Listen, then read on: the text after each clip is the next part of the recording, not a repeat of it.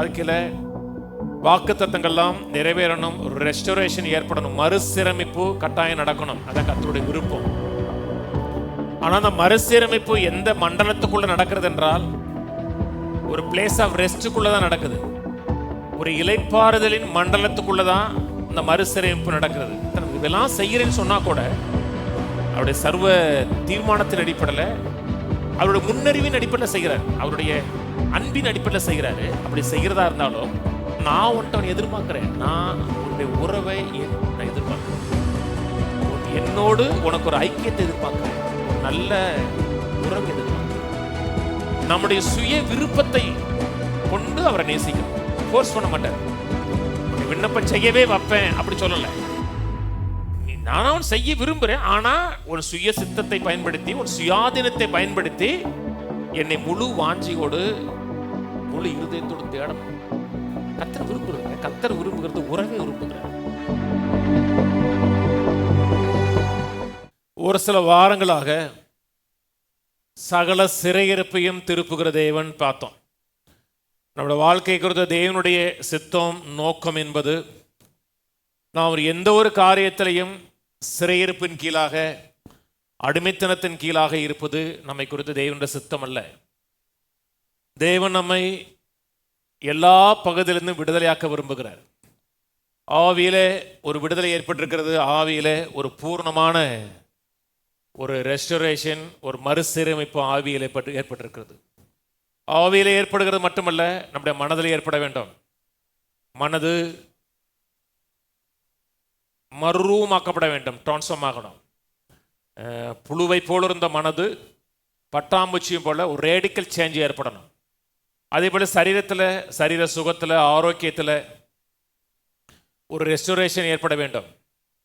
குடும்ப வாழ்க்கையும் சீரும் சிறப்பாக இருக்கணும். நம்ம மக்கள் சொல்கிறாங்க இல்லையா, சீரும் சிறப்பாக இருக்கணும்.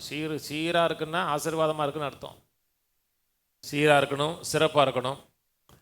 தேவனை அறிகிற அறிவியல் எல்லா அறிவிலையும் நாம் சிறப்பாக இருக்கணும், நிறைவாக இருக்கணும். அதான் நமக்கு ஒரு தேவனுடைய விருப்பம். அப்போஸ்தலர் நடபடிகள் போவோம். அப்போஸ்தலர் நடபடிகள் 3ஆம் அதிகாரம் 21ஆம் வசனம் வாசிக்கிறேன். உலக தோற்றம் முதல் தேவன் தம்முடைய பரிசுத்த தீர்க்கதரிசிகள் எல்லாருடைய வாக்கினாலும் உரைத்தவைகள் எல்லாம் நிறைவேறி தீரும் காலம் வருமளவும் பரலோகம் அவரை ஏற்றுக்கொள்ள வேண்டும். தேவன் தம்முடைய பரிசுத்த தீர்க்கதரிசி எல்லாருடைய வாக்கினாலும் உரைத்தவைகள் எல்லாம் நிறைவேறி தீரும் காலம் வரைக்கும் சொல்லும் பொழுது, தேவன் சொன்ன எல்லா வாக்கு தத்தங்களும் எல்லா ஆசீர்வாதங்களும் நம்முடைய வாழ்க்கையில நிறைவேறும் காலம் வரைக்கும், அல்லது நம்முடைய வாழ்க்கையில ஒரு ரெஸ்டிடியூஷன், அப்படிதான் ஆங்கிலத்தில் இருக்கு, ஒரு ரெஸ்டோரேஷன் ஏற்படும் காலம் வரைக்கும் இயேசுவானவர் பரலோகத்தில் இருக்க வேண்டும் சொல்லப்பட்டிருக்கிறது. வாழ்க்கையில தேவன் சொன்ன எல்லா வார்த்தையும் எல்லா வாக்கு தத்தங்களும் நிறைவேற வேண்டும். வேறு விதமாக நம்முடைய வாழ்க்கையில ஒரு ரெஸ்டிடியூஷன் அல்லது ஒரு ரெஸ்டோரேஷன் நடப்பதற்கு தேவன் கமிட் பண்ணியிருக்கிறார். அது ஒரு தன்னையே அர்ப்பணித்திருக்கிறார்னு அர்த்தம். நம்முடைய வாழ்க்கையில் நாம் இழந்தது, நம்முடைய வாழ்க்கையிலிருந்து திருடப்பட்டது, இவைகளை குறித்து கர்த்தர் கண்டும் காணாமல் இல்லை. வாழ்க்கையில் என்னெல்லாம் இழந்தமோ, எதையெல்லாம் நம்முடைய வாழ்க்கையிலிருந்து திருடப்பட்டதோ, அவைகள் எல்லாம் நம்முடைய வாழ்க்கையில் திரும்பி வரணும். தேவன் சொன்ன வாக்கு தத்துவம் நிறைவேற வேண்டும் என்று தேவன் கமிட்டடாக இருக்கிறார். வேறு விதமாக சொல்லும் பொழுது, இந்த வசனத்தை பார்க்கும் பொழுது தேவன் நமக்கு கடன்பட்டது போல பேசுகிறார். நிறைவேறி தீரும் காலம் வரைக்கும் நான் என்ன சொன்னனோ அது நிறைவேறுகிற வரைக்கும் பரலோகத்தில் நான் இருப்பேங்கிறார். தேவன் யாருக்கும் கடன்பட்டவர் கிடையாது. ஆனால் தேவன் சொன்ன வார்த்தைகள், வாக்கு தத்தங்கள் நம்முடைய வாழ்க்கையில் நிறைவேற வேண்டும் என்று கர்த்தர் விரும்புகிறார். நம்முடைய வாழ்க்கையில் வாக்கு தத்தங்கள்லாம் நிறைவேறணும், ஒரு ரெஸ்டோரேஷன் ஏற்படணும், மறுசீரமைப்பு கட்டாயம் நடக்கணும். அதான் கர்த்தருடைய விருப்பம். ஆனால் அந்த மறுசீரமைப்பு எந்த மண்டலத்துக்குள்ள நடக்கிறது என்றால் ஒரு பிளேஸ் ஆஃப் ரெஸ்ட்டுக்குள்ள தான் நடக்குது. ஒரு இலைப்பாறுதலின் மண்டலத்துக்குள்ள தான் இந்த மறுசீரமைப்பு நடக்கிறது. நான் கவலைப்படுகிறேன், கண்ணீர் விடுகிறேன், என் வாழ்க்கை முழுவதும் ஃபுல்லாக ஸ்ட்ரெஸ்லே இருக்கிறது என்றால் தேவன் உங்களுக்கு வாக்கு தத்தம் பண்ணியிருந்தாலும் அந்த ஸ்ட்ரெஸ் மண்டலத்துக்குள்ளே தேவனுடைய வாக்கு தத்தம் நிறைவேறாது. வெள்ளிக்கிழமை கூட ஒரு சகோதரி கூப்பிட்டாங்க, எங்களுக்கு 10 வருஷத்துக்கு மேலாச்சு குழந்தை பிறன்னு ரொம்ப தீவிரமாக இருக்கும். எவ்வளவோ முயற்சி எடுக்கிறோம், டாக்டரை பார்த்தோம், எங்களுக்கு குழந்தை கிடைக்கல. அப்புறம் அப்புறம் சொல்கிறாங்க சரீரத்தில் நிறைய வியாதிகள் இருக்குது, அது இருக்குது, இது இருக்குது. பேசும்போது அவங்க பேசுகிறத பார்த்து ரொம்ப ஸ்ட்ரெஸ்ஸில் இருப்பீங்களோ, நான் ரொம்ப ஸ்ட்ரெஸ்ஸாக இருக்குது, ரொம்ப கவலையாக இருக்குன்னாங்க. கர்த்தர் உங்களுக்கு எவ்வளோதான் வாக்குத்தத்தம் கொடுத்தாலும் நம்முடைய அழுத்தத்தில் இருக்கிறோம், மன அழுத்தத்தில் இருக்கிறோம், கவலையில் இருக்கிறோம் என்றால் ரெஸ்டரேஷன் நடக்காது. ஏன்னா நம்முடைய வாழ்க்கையை நாம் மறுசீரமை பண்ணுவதற்கு நம்முடைய கரம் இருக்கிறது. நம்முடைய கரம் இருக்கிற வரை அதில் கர்த்தருடைய கரம் வராது. அது மட்டுமல்ல, எந்த ஒரு காரியத்தை நீங்கள் இழந்திருந்தாலும், ஏதோ ஒரு காரியத்தை உங்கள் வாழ்க்கையில் குறைவுபட்டிருந்தாலும், யாரும் உங்களை அவமானப்படுத்துவதற்கு இடம் கொடுக்காதீங்க. அந்த அவமானத்தின் உணர்வு உங்களை தேவன் கொடுக்க ஆசீர்வாதங்களை பெற்று அடைய முடியாத அளவுக்கு தடை செய்ய ஆரம்பிச்சிடும். தேவன் நம்மளோட வாழ்க்கை குறித்து ரொம்ப கரிசனையாக இருக்கிறார். ரொம்ப கரிசனையாக இருக்க மட்டுமல்ல, தேவன் நம்ம வாழ்க்கை குறித்து ரொம்பவும் அன்பாக இருக்கிறார். நம்மளோட வாழ்க்கை குறித்து தேவனுடைய நோக்கங்கள், திட்டங்கள் நிறைவேற வேண்டும் என்று கர்த்தர் விரும்புகிறார், வாஞ்சிக்கிறார். நம்மளோட வாழ்க்கையில் சில காரியங்கள் அந்த இலக்கை நம்ம அடைய தவறும் பொழுது நமக்குள்ள ஒரு குற்ற உணர்வு உண்டாகுது. நம்ம சரியில்லையோ, நம்ம தேவன் கொடுத்தது நம்மளோட வாழ்க்கை நிறைவேறுவதற்கு நம்ம சரியாக வாழலையோ, நம்முடைய வாழ்க்கையில் தேவனோட நோக்கங்கள் நிறைவேறாதோ என்கிற ஒரு அவமானத்தின் உணர்வு உண்டாகுது. எந்த காலகட்டத்திலையும் அவமானமும் நிந்தை உங்கள் வாழ்க்கையில் வருவதற்கு இடம் கொடுக்காதீங்க. 1000 எதிர்ப்புகள் வரலாம், 1000 எதிர்மறையான காரியங்கள் வரலாம். வெற்றி பெறுவதற்கான வாய்ப்புகளே இல்லைங்கிறது போல சில சூழ்நிலைகள் ஏற்படலாம். என்ன காரியங்கள் வந்தாலும் அப்போஸ்தலனாகிய பவுலை போல இருங்க. அப்போஸ்தலனாகிய பவுல் சொல்கிறார், நல்ல போராட்டத்தை போராடினேன், விசுவாசத்தை காத்துக்கொண்டேன், ஓட்டத்தை முடித்தென்கிறார். 1000 பிரச்சனைகள், 1000 போராட்டங்கள் மத்தியில் சொல்றார், இவைகள் ஒன்றும் என்னை அசைக்காதுங்கிறார். ஒன்றும் என்னை அசைக்காது, இதை ஒன்றை குறித்து நான் பயப்படேங்கிறார். 1000 எதிர்மறையான காரியங்கள் வந்தாலும், நரகமே இதுக்கு எதிராக இருந்தாலும், அவருக்காக தேவன் நியமித்திருக்கிற அந்த ஓட்டத்தை அவர் ஜெயமாக ஓடினார். எந்த காலகட்டத்தில் நடுவில் தோல்வி அடைஞ்சிட்டோம் அப்படின்னா விட்டுறாதீங்க, தொடர்ந்து ஃபார்வர்டாங்க. உலகம் நாம் எப்படி ஆரம்பிச்சோங்கிறத உலகம் பார்க்கவே பார்க்காது. உலகம் நாம் எப்படி முடிக்கிறோம் அதுதான் உலகம் பார்க்கும். எங்கே ஆரம்பிச்சோங்கிற முக்கியம் இல்லை, எப்படி முடிக்க போகிறோங்க தான் முக்கியம். அதனால் எந்த காலகட்டத்திலையும் சில எதிர்மறையான காரியங்கள் வரும் பொழுது கர்த்தர் சொன்ன வாக்குத்தத்தம் நிறைவேறாமல் போயிருமோ, கர்த்தர் சொன்னது நடக்காமல் போயிருமோ அப்படிங்கிற மனசோர்வில் விட்டு விடாதீங்க. இயேசுவின் வாழ்க்கையில் கூட அவர் உலக மக்களுக்கு ஒரு ரெஸ்டரேஷன் ஏற்படுத்தணும். பாவத்தில் கிடக்கிற மக்களை வெளியே கொண்டு வரணும். அவரு கூட ஒரு சூழ்நிலை விட்டுறலாமோங்கிற எண்ணம் வருது கெத்செமனே தோட்டத்தில். ஆண்டவரே, இந்த பாத்திரம் என்னை விட்டு நீங்க கூடுமானால் நீங்க செய்யுங்கிற ரெஸ்டரேஷன் அவர் தான் ஏற்படுத்தணும். ஒரு நேரத்தில் ஒரு ஸ்ட்ரெஸ் வருது உள்ள. கெத்செமனே தோட்டத்தில் அவர் ஸ்ட்ரெஸ்ஸுக்கு உள்ளாகிறார். அதனால தான் அவருடைய வேர்வை துளிகள் ரத்த துளிகளாக மாறுது. அப்போ கர்த்தர் சொல்றாரு, ஆரம்பிச்சாச்சு, பார்வையாகிறது. தேவனோட வாழ்க்கையில் சில காரியங்களை ஆரம்பிச்சிருக்கிறார் என்றால் எந்த காலகட்டத்திலையும் விட்டுறாதீங்க. இன்னைக்கு இருக்க உலகம் எளிதாக விட்டு விடுகிற உலகம். எளிதாக ஆரம்பிப்பாங்க, எளிதாக விட்டு விட்டுருவாங்க. எந்த ஒரு காலகட்டத்திலையும் தேவன் நமக்கு கமிட்டடாக இருக்கிறார். தேவனோட வாழ்க்கையில் மறுசீரமைப்பு ஏற்படுவதற்கு தேவன் கமிட்மெண்ட்டாக இருக்கிறார் என்றால் நீங்களும் கமிட்டடாக இருக்கணும். என்ன எதிர்ப்பு வந்தாலும் சரி, எதிர்மறையான காரியங்கள் வந்தாலும் சரி, கர்த்தர் எனக்கு சொன்னது நிறைவேறி கட்டாயம் தீரும். விசுவாசிக்கிறீங்க? கட்டாயம் நிறைவேறி தீரும் என்கிற ஒரு உறுதி இருக்கணும், நிச்சயம் இருக்கணும். தேவன் நம்மை சும்மா அந்த பூமிக்கு அனுப்பல, போயிட்டு வாப்பா, போய் வாழ்ந்துட்டு வா, 10 பிள்ளைய பார்த்துட்டு வான்னு சொல்லலை. ஒரு நோக்கத்தோடு அனுப்பியிருக்கிறார். அந்த நோக்கம் தொடர்ந்து நம்ம சந்ததியாக போவதற்காக தான் கர்த்தர் பிள்ளைகளை ஏற்படுத்தி கொடுக்கிறார். ஓட்டத்தை முடிச்சுட்டு தான் பரலோகம் போனோம். உண்மையும் உத்தமமுள்ள ஊழியக்காரனே, பாதிலேயே ஓட்டத்தை முடிச்சுட்டு வந்துட்டவனே அப்படி சொல்லக்கூடாது. நல்ல போராட்டத்தை போராடினேன், சுவாசத்தை காத்து கொண்டேன், ஓட்டத்தை முடிச்சேன். அப்படித்தான் இருக்கணும். தேவன் உண்மையுள்ளவர் சொல்லப்பட்டிருக்கிறது. சில நேரத்தில் இதெல்லாம் நடக்குமா நடக்காதா, தேவன் சொன்னது நிறைவேறுமா நிறைவேறாதா அப்படிங்கிற எண்ணம் வந்துச்சுன்னா நாம் தேவனுடைய உண்மை தன்மையின் மேலே நாம் சந்தேகப்படுகிறோம்னு அர்த்தம். வேதம் சொல்லுகிறது, நாம் உண்மை இல்லாதவர்களாக இருந்தாலும் தேவன் உண்மையுள்ளவராக இருக்கிறார். எதுல உண்மையுள்ளவராக இருக்கிறார்? அவர் சொன்ன வார்த்தையில் உண்மையுள்ளவராக இருக்கிறார். அது சொன்னது நிறைவேறும் காலம் வரைக்கும், நிறைவேறி தீரும் காலம் வரைக்கும் கர்த்தர் கமிட்டடாக இருக்கிறார் என்றால் எந்த சூழ்நிலையிலையும் விட்டு விடுவது ஆப்ஷன் கிடையாது. விட்டு விடுவது நம்ம பாஷையில் சொன்னோம்னா துண்டை உதறது ஆப்ஷன் கிடையாது. துண்டை எப்பவுமே தோல்லையே போட்டு வச்சுருங்க, துண்டை உதறாதீங்க, ஜெயம் உண்டு. இன்னைக்கு ஒரு காரியத்தை பார்க்க விரும்புகிறேன், மிக முக்கியமான ஒரு காரியம். எசேக்கியேல் 36ஆம் அதிகாரத்தில் தேவன் எவ்வாறு இஸ்ரவேல் மக்களை அவருடைய சிறையிருப்பிலிருந்து வெளியே கொண்டு வந்து அவர்களுக்கு தேவன் ஏற்படுத்தின அந்த மெய்யான சுதந்திரத்துக்குள்ள தேவன் எப்படி கொண்டு போய் விடுகிறார், அதை குறித்த வாக்கு தத்தங்கள் என்ன என்பதை குறித்து எசேக்கியேல் 36ஆம் அதிகாரம் பேசுகிறது. நாம் இஸ்ரவேல் மக்களுடைய ரெஸ்டரேஷனை குறித்து பேசலை, நம்முடைய ரெஸ்டரேஷனை குறித்து தான் பேச விரும்புகிறேன். ஆனால் வேதத்தில் இருக்க அந்த கோட்பாடு பிரின்சிபல் என்னதென்றால், தேவன் இஸ்ரவேல் மக்களுக்கு என்னெல்லாம் செய்கிறாரோ அதெல்லாம் நமக்கு செய்கிறார். வேறு விதமாக தேவன் எதெல்லாம் ஒலிவு மரத்துக்கு செய்கிறாரோ அல்லது அத்தி மரத்துக்கு செய்கிறாரோ அதையெல்லாம் திராட்சை செடிக்கு செய்கிறார். ஒரு பேட்டர்ன், ஒரு ஆவிக்குறி பேட்டர்னாக இருக்கிறது. நம் கையில் இருக்கிற இந்த புத்தகம் இன்றைக்கும் நாம் நம்பக்கூடிய ரீதியில் இருக்கக்கூடிய ஒரு புத்தகம். இது அப் டு டேட் நான் நம்பக்கூடிய ஒரு புத்தகம். 1948 தான் இஸ்ரேல் தேசம் உருவாச்சு நினைக்கிறேன்.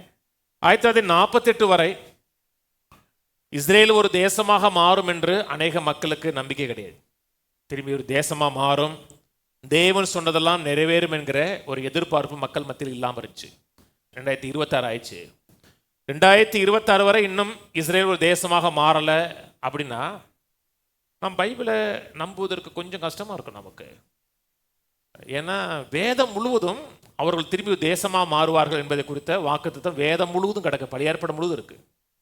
பழைய ஏற்பாடு முழுவதும் அதை குறித்த தேவன் தன்னோட ஜனத்தை சுய தேசத்தை கொண்டு வருவார், அவர் தேசமாக உருவார்கள் என்று வேதம் முழுவதும் சொல்லி இருந்தோம். அவர்கள் தேசமாக உருவாகலை அப்படின்னா நமக்கு உள்ளத்தில் ஒரு ஓரமாக ஒரு சின்ன சந்தேகம் வரும்.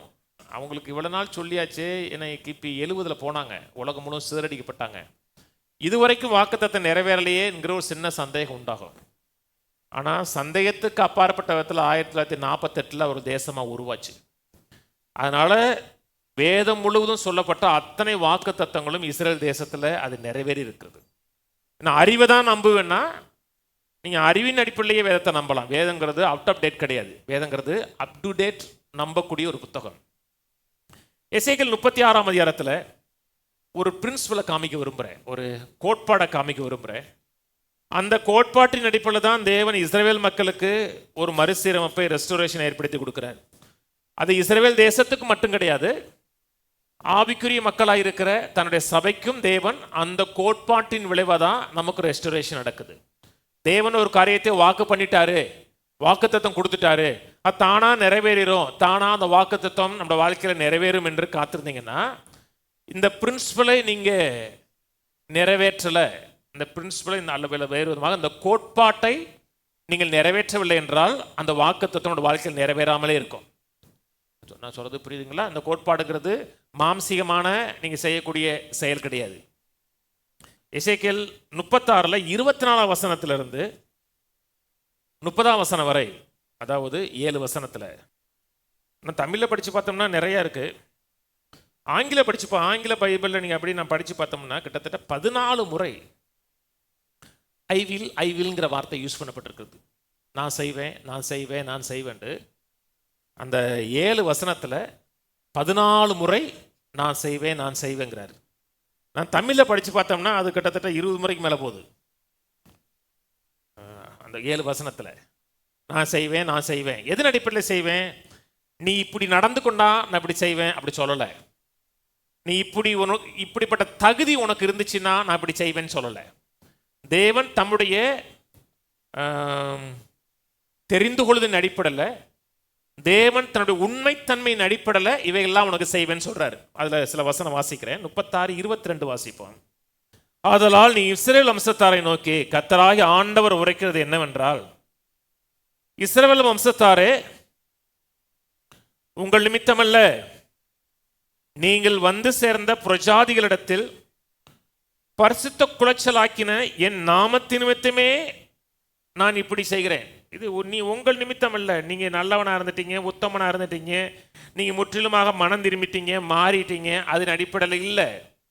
புரஜாதிகள் மத்தியில் நீங்கள் பரிசுத்த குலைச்சலாக்கின என்னுடைய பரிசுத்த நாமத்தின் அடிப்படையிலே நான் இப்படி செய்கிறேங்கிறார். உங்களுடைய உத்தமம் கிடையாது, என்னுடைய வார்த்தையின் அடிப்படையில், என்னுடைய நாமத்தின் அடிப்படையில் இவைகள் எல்லாம் நான் செய்வேங்கிறாரு. 24ஆம் வசனம் வாசிப்போம். நான் உங்களை புரஜாதிகளிடத்திலிருந்து அழைத்து, ஆங்கில பைபிளில் ஐ வில்ங்கிற வார்த்தை, அழைத்து உங்களை சகல தேசத்திலிருந்தும் சேர்த்து உங்களை சுய தேசத்திற்கு கொண்டு வருவேன். தமிழில் படித்து பார்த்தீங்கன்னா 3 ஐவில் வந்துடும், ஆங்கிலத்தை படித்து பார்த்தீங்கன்னா 2 வந்துடும். அப்பொழுது நான் உங்கள் மேல் சுத்தமான ஜலம் தெளிப்பேன், நான் உங்களுடைய எல்லா அசுத்தங்களையும் உங்களுடைய எல்லா நரகலான விக்கிரகங்களையும் நீக்கி உங்களை சுத்தமாவே நீங்கள் சுத்தமாவீர்கள். இஸ்ரவேல் மக்களுக்கு என்ன செய்வேன்னு சொல்றாரு, 2 வசனத்தை சொல்றாரு. நீங்க எப்படி இருப்பீங்க, நீங்க என்ன செய்வீங்கன்னு அடிப்படையில் கிடையாது, என்னுடைய சாவரின் கிரேஷன் அடிப்படையில், என்னுடைய சர்வ ஏகாதிபத்திய தயவின் அடிப்படையில் இவைகளை நான் செய்வேன். என்னுடைய வாக்குத்தத்தின் அடிப்படையில் இவை செய்வேன். நான் பண்ணின உடன்படிக்கையின் அடிப்படையில் செய்வேன். வேறு விதமாக என்னுடைய நாமத்தின் மகிமைக்காக இவைகளை நான் செய்வேங்கிறார். நான் சொல்றது புரியுதுங்களா? இதெல்லாம் நான் செய்வேன். ஏன் செய்வேன்? நீ உன் நிமித்தம் கிடையாது, என் நிமித்தமாகவே செய்வேன், என்னுடைய நாமத்தின் அடிப்படையில் செய்வேன். ஆனால் இவைகள்லாம் நான் உனக்கு செய்வதற்கு நீ ஒரு ரெஸ்பான்ஸ் பண்ணணும், ஒரு மறு உத்தரவு கொடுக்கணும். 37ஆம் வசனம், எசேக்கியேல் 36 ஒரு அற்புதமான அதிகாரங்க, வீட்டில் படிச்சு பாருங்க. கர்த்தராகிய ஆண்டவர் சொல்லுகிறது என்னவென்றால், இஸ்ரவேல் வம்சத்தாருக்காக நான் இதை அனுக்கிரகம் செய்யும்படி அவர்கள் என்னிடத்தில் விண்ணப்பம் பண்ண வேண்டும். மந்தை பெருகிறது போல அவர்கள் மனிதரை பெருக பண்ணுவேன். இதெல்லாம் நான் செய்வேன். இப்படிலாம் உன் சிறையிருப்பிலிருந்து வெளியே கொண்டு வருவேன், சுய தேசத்தை கொண்டு போவேன். நீங்கள் பரிசுத்த குலைச்சலாக்கினா என் நாமத்தின் நிமித்தம் அடிப்படையில் செய்வேன். நீ யாரா இருக்கிற, என்ன செஞ்ச, அதன் அடிப்படையில் நான் செய்வேன். ஆனால் நான் இவைகளெல்லாம் உனக்கு செய்ய வேண்டும் என்றால் நீ என்னிடத்துல விண்ணப்பம் பண்ணணும், என்னை தேடணும், என்னுடைய முகத்தை முழு வாஞ்சையோடு தேடணும். எபிரேய மொழியில் சொல்லப்பட்ட விதங்கிறது சும்மா தேடணுங்கிறதுக்காக கிடையாது, ஊக்கமாக தேடணும், வாஞ்சையாக தேடணும். தேவன் நமக்கு எல்லா சிறையிருப்பிலிருந்து வெளியே கொண்டு வர விரும்புகிறார். நம்முடைய வாழ்க்கையில் நம்ம வேதனைப்படுகிற, கஷ்டப்படுகிற அத்தனை இக்கட்டிலிருந்து கர்த்தர் நம்ம வெளியே கொண்டு வர விரும்புகிறார். அதான் கர்த்தருடைய சித்தம், மாறாத சித்தம். இதை நான் அந்த அளவுக்கு பெர்ஃபெக்டாக மாறிட்டேன் அதனால கர்த்தர் செய்வேன்னு சொல்லலை. இஸ்ரவேல் மக்கள் சிறையிருப்பில் போகும்போது அவங்க டோட்டலாக மாறிட்டாங்களான்னு கேட்டால் ஒன்றும் மாறலை, அப்படித்தான் இருந்தாங்க. அப்படி இருந்தும் கர்த்தர் சொல்றாரு, நான் வெளியே கொண்டு வருவேன். ஏன் கொண்டு வருவேன்? என்னுடைய நாமத்தின் நிமித்தத்தில் கொண்டு வருவேன், என்னுடைய உத்தமத்தின் அடிப்படையில் கொண்டு வருவேன். ஆனால் நான் உன்ட்ட எதிர்பார்க்கிறேன், நான் உன்னுடைய உறவை நான் எதிர்பார்க்கிறேன், என்னோடு உனக்கு ஒரு ஐக்கியத்தை எதிர்பார்க்கிறேன், ஒரு நல்ல உறவை எதிர்பார்க்கிறேன். கர்த்தர் விரும்புகிற காரியங்க. கர்த்தர் நமக்கு இதெல்லாம் செய்கிறேன்னு சொன்னா கூட அவருடைய சர்வ தீர்மானத்தின் அடிப்படையில், அவருடைய முன்னறிவின் அடிப்படையில் செய்கிறார், அவருடைய அன்பின் அடிப்படையில் செய்கிறாரு. அப்படி செய்கிறதா இருந்தாலும் நம்முடைய சுய விருப்பத்தை கொண்டு அவரை நேசிக்கணும். ஃபோர்ஸ் பண்ண மாட்டார். உன்னை விண்ணப்பம் செய்யவே வைப்பேன் அப்படி சொல்லலை. நானும் செய்ய விரும்புகிறேன், ஆனால் உன் சுய சித்தத்தை பயன்படுத்தி, உன் சுயாதீனத்தை பயன்படுத்தி என்னை முழு வாஞ்சியோடு முழு இருதயத்தோடு தேடணும். கர்த்தர் விரும்புறதுங்க. கர்த்தர் விரும்புகிறது உறவே விரும்புகிறார். நீங்கள் பிள்ளைகளுக்கு மாஞ்சி மாஞ்சி செய்கிறீங்க அப்படின்னா பிள்ளை உங்கள்கிட்ட ஒரு தேங்க்ஸ் சொல்கிறது கிடையாது. உங்களை பார்த்து அப்படின்னா உங்களுக்கு எப்படி இருக்கும்? ஜாலியாக இருக்குமா? ஏன்னா நாம் அன்பின் சிருஷ்டி. தேவன் அன்பாகவே இருக்கிறார். நான் உனக்கு எல்லாம் செஞ்சாலும் என்னோட அன்பின் அடிப்படையில் செய்கிறேன், கிருபையின் அடிப்படையில் செய்கிறேன், தயவின் அடிப்படையில் செய்கிறேன். நான் சொன்ன வாக்கு தத்தங்கள்லாம் உன் வாழ்க்கையில் நான் செய்ய ஆரம்பிச்சிட்டேன், மூவ் ஆயிட்டேன். நான் மூவ் ஆனதே உன் வாழ்க்கையில் காண வேண்டும் என்றால் நான் உன்னிடத்துல ஒரே ஒரு காரியம் தான் எதிர்பார்க்கிறேன். என்னை தேடணும், என்னிடத்துல விண்ணப்பம் வேண்டும். வேறு விதமாக சொன்னோம்னா நீ என்கிட்ட பேசணும். வேற ஒன்றும் உங்கள்கிட்ட பெருசாக நீ 7 மலை ஏறி போகணும் அப்படி சொல்லலை. நீ என்கிட்ட பேசணும், என்னோட உறவாடணும், ஐக்கியப்படணுங்கிறது. இல்லை கர்த்தர் சொல்லிட்டாருங்க, வாக்கு தத்தம் கொடுத்துட்டாருங்க. தேவன் நினைச்சா அதை தடுப்பவன் யார்? நீ சொன்னால் அதை தடுப்பவன் யார் அப்படின்னு சொல்லி நீ நம்ம மட்டுக்கு நம்ம வேலையை அவர் வேலையை பார்க்கட்டும், நம்ம வேலையை பார்க்கட்டும் நினைச்சோம்னா வாக்கு தத்தங்கள் நிறைவேறாது. ரெஸ்டோரேஷன் நம்மளோட வாழ்க்கையில் மறுசீரமைப்பு ஏற்படுகிறது கடினம். அதனால தான் எத்தனையோ மக்கள் சொல்கிறாங்க, எனக்கு கர்த்தர் வாக்குத்தம் கொடுத்தாரு, வசனம் கொடுத்தாருங்கிறாங்க. ஆனால் கர்த்தர் தன்னுடைய உண்மையின் அடிப்படையில் கொடுக்குறார், தன்னுடைய உத்தமத்தின் அடிப்படையில் கொடுக்குறார். அவருடைய உத்தமம் நம்ம இடத்துல ஒன்றை எதிர்பார்க்குது. என்ன எதிர்பார்க்குது என்றால், நம்முடைய சுய சித்தத்தை தீர்மானித்து ஜெபம் பண்ணணும். காலையில் இருந்துச்சு அம்மா ஜெபம் பண்ணுறா அப்படின்னு சொன்னோன்னா போய் ஜெபம் பண்ணிட்டு வர்றது கிடையாது. நாம் ஜெபம் பண்ண போகணும், நான் ஆண்டவரை தேடணும், நான் கர்த்தருடைய சமூகத்தில் இருக்கணும், எனக்குள்ள வாஞ்சி வரணும். சர்ச்சுக்கு போகலையா அப்படின்னு யாரையும் சொன்னதுனால சரி போகிறேன் அப்படி இல்லை. அது வேணவே வேணாம். அவருக்கு கர்த்தர் வேண்டா விருப்போடு இருக்க எந்த உறவையும் கர்த்தர் விரும்புவது கிடையாது. வாஞ்சையோடு இல்லைங்க. சில வீட்டுக்கு போகணும்னு நினைப்போம், சில வீட்டுக்கு போகவே கூடாதுன்னு நினைப்போம். ஏன்? வரவேற்கிற விதம் நீங்களாக்கும் அப்படின்னா சூப்பர்ல, நான் டெய்லி உங்கள் வீட்டுக்கு வர்றேன் அப்படின்னு நினைப்பீங்க. அந்த பார்க்கணுங்கிற எண்ணமே இருக்காது நமக்கு. ஏன்னா அந்த அந்த ரெஸ்பான்ஸ் காமிக்குது. கர்த்தர் நம்மை விரும்புகிறாருங்க, நம்மளோட உறவை விரும்புகிறார், ஐக்கியத்தை விரும்புகிறார். வேறு விதமாக சொன்னோம்னா கர்த்தர் செய்வாருன்னு நீங்கள் பாட்டு சோம்பேறித்தனமாக இருந்தீங்கன்னா தேவனோட வாக்குத்தத்தங்கள் நிறைவேறாது. கர்த்தர் நம்மை சுகமாக்க விரும்புகிறார். தெய்வீக சுகங்கிறது நம்மை குறித்து தேவனுடைய சுத்தம். அதுக்கு அவர் கிரயம் கொடுத்திருக்கிறார், வாக்கு பண்ணியிருக்கிறார். அவர் வாக்கு பண்ணியிருந்தாலும் தேவன் நம்மை சுகமாக்குவேன் என்று திட்டமிட்டிருந்தாலும் வாக்கு பண்ணியிருந்தாலும் அதை நான் எதிர்பார்க்கலை, வாஞ்சிக்கலை, நான் உரிமை பாராட்டவில்லை என்றால் சுகத்தை அனுபவிக்க முடியாது. சுகம் தெய்வ சித்தம் தான். சுகம் தேவன் நமக்காக கொடுத்திருக்கிற பிள்ளைகளின் அப்பந்தான். அப்படின்னா தேவனே நம்முடைய வார்த்தையில் சொல்லியிருக்கிறேன், என்னை சுகமாக்குவேன்னு சொல்லியிருக்கிறேன். நீர் என்னை சுகமாக்க வேண்டும் என்று நான் எதிர்பார்க்கிறேன், வாஞ்சிக்கிறேன். என்னை சுகமாக்கும் என்று கர்த்தரிடத்துல நீங்க ஐக்கியப்படணும். சுகம் தேவ சித்தம் தான். ஏசு போறவரெல்லாம் அவன் மாட்டுக்கு இருந்தான், சுகமாயிட்டப்போ அப்படின்னு சொல்லவே இல்லைங்க. அவரை தேடி வந்தான் பார்த்தீங்களா, அத்தனை பேர் சுகமாக்கினார். தன்னை தேடி வந்த அத்தனை பேரையும் கர்த்தர் சுகமாக்கினார். அந்த உறவுக்குள்ள, அந்த ஐக்கியத்துக்குள்ள வந்தான் பார்த்தீங்களா, அத்தனை பேரும் கர்த்தர் சுகமாக்கினார். தேவன் அவ்வளவு வாக்குத்தத்தம் கொடுக்குறாரு. இந்த வாக்குத்தத்தங்கள்லாம் நிறைவேறும் என்றால் கர்த்தர் ஒரே பெரிய கஷ்டமான காரியத்தை கேட்கல. இவையெல்லாம் நிறைவேற வேண்டும் என்றால் நீ என்னிடத்துல விண்ணப்பம் பண்ண வேண்டும், என் முகத்தை தேட வேண்டும், என்னுடைய உறவை நீ வாஞ்சிக்க வேண்டும். இது கடினமா? ரொம்ப ரொம்ப எளிது. ஆனா மக்களுக்கு இதான் கடினம் தெரியுமா? இருந்து அப்படியே ராஜபாளையம் வரை நடந்துட்டு போங்கன்னா தாராளம் நடந்து வருவாங்க. நான் கர்த்தரை தேடுங்க, ஜெபம் பண்ணுங்க, தேவனோட சமூகத்தில் இருங்கன்னா மக்களுக்கு கஷ்டம். அப்போ சிலண்டு எடுப்போம். இதுவரை இஸ்ரவேல் மக்களுக்கு மட்டும் பொருந்தக்கூடிய பிரின்சிபல் இல்லைங்க, நமக்கும் பொருந்தக்கூடிய ஒரு பிரின்சிபல். கர்த்தர் இந்த கோட்பாடு நம்முடைய வாழ்க்கையிலையும் நிறைவேற வேண்டும் என்று எதிர்பார்க்கிறார்.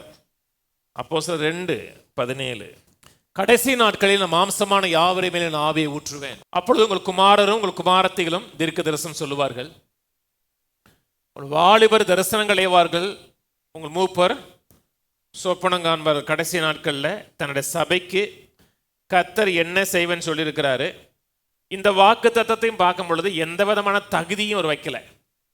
நீ இவ்வளவு பரிசுத்தமா இருந்தா என் ஆவியை ஊற்றுவேன், இவ்வளவு அர்ப்பணித்திருந்தா என் ஆவியை ஊற்றுவேன், உங்க பாஸ்ட் பரிசுத்தாவின் அபிஷேகத்தை ஏற்றுக்கொண்டா நான் ஊற்றுவேன், நீ போற சபை சரியான சபையா இருந்துச்சுன்னா ஊற்றுவேன் அப்படின்னு எந்த விதமான ரெஸ்ட்ரிக்ஷனும் வைக்கல. நான் மாம்சமான யாவர் மேலும் நான் ஊற்றுவேன், எல்லா இறையில்வாதியும் இது ஏற்றுக்கொண்டா நான் ஊற்றுவேன் அப்படி சொல்லலை. நேற்று கூட ஒரு தம்பி கேட்டிருந்தாரு, என்கிட்ட வாய்ஸ் மெயிலில் வாய்ஸில் பேசியிருந்தார். பரிசுத்த உங்கள் மெசேஜ்லாம் கேட்டு வரேன், எல்லாம் கேட்கலன்னு தெரியுது, நான் பரிசுத்தாவியனை அறிந்து கொள்ளுதுன்னு ஒரு சீரீஸ் பேசியிருப்பேன். பரிசுத்தாவின் அபிஷேகம் நமக்கு அவசியமா? நமக்கு தெரிந்த மொழி இருக்க எதுக்கு அந்நிய மொழி? இந்திய எதிர்ப்பாளர் மாதிரி பேசுறாரு. நம்ம பேசுகிற தமிழ் தான் கர்த்தருக்கு தெரியுமே, அப்புறதுக்கு அவருக்கு அந்நிய பாஷை பேசுகிறோம், அந்நிய பாஷை எதுக்கு லொலன்னு பேசுகிறாங்களே, அதெல்லாம் அவசியமா அப்படின்னு கேட்டார். நமக்கு எல்லாம் நம்ம பேசுகிற மொழி அவருக்கு தெரியும், ஆனால் நமக்கு எல்லாம் ஜெபிக்க தெரியாது. நம்முடைய ஜெபங்கிறது அறிவுக்குட்பட்டது. நம்ம எவ்வளோ அறிவு இருக்கிறதோ அந்த அறிவுக்குட்பட்டு தான் நீங்கள் ஜெபம் பண்ண முடியும். சில காரியம் எப்படி ஜெபிக்கிறேன்னு உங்களுக்கு தெரியாது, தெரியுமா? அதனால தான் நான் வேண்டிக் கொள்வது இன்னதென்று அறியாது இருக்கும் ஆவியானவர் வாக்கு கடங்காத பெருமூச்சலோட ஜெபம் பண்ணுகிறான் இருக்கு. சில காரியம் நமக்கு தெரியாது. இயேசுநாதர் பேசினாரா? இயேசுநாதர் பேச வேண்டிய அவசியம் கிடையாது. இயேசுநாதருக்கு எல்லாம் தெரியும். உங்களுக்கு எல்லாம் தெரியுமா? எல்லாம் தெரியாது. அதனால தான் கர்த்தர் பரிசுத்தாவின் அபிஷேகம் பெறுவதற்காக காத்திருக்க சொன்னார். கடைசி நல்ல மாம்சமான யாவர் மேல் ஆவி ஊற்றுவேன். குமாரத்தில் தீர்க்கதரிசி சொல்வார்கள். வாலிபர்கள் தரிசனம் அடைவார்கள். உங்கள் மூப்பர்கள் சொப்பனம் காண்பார்கள்.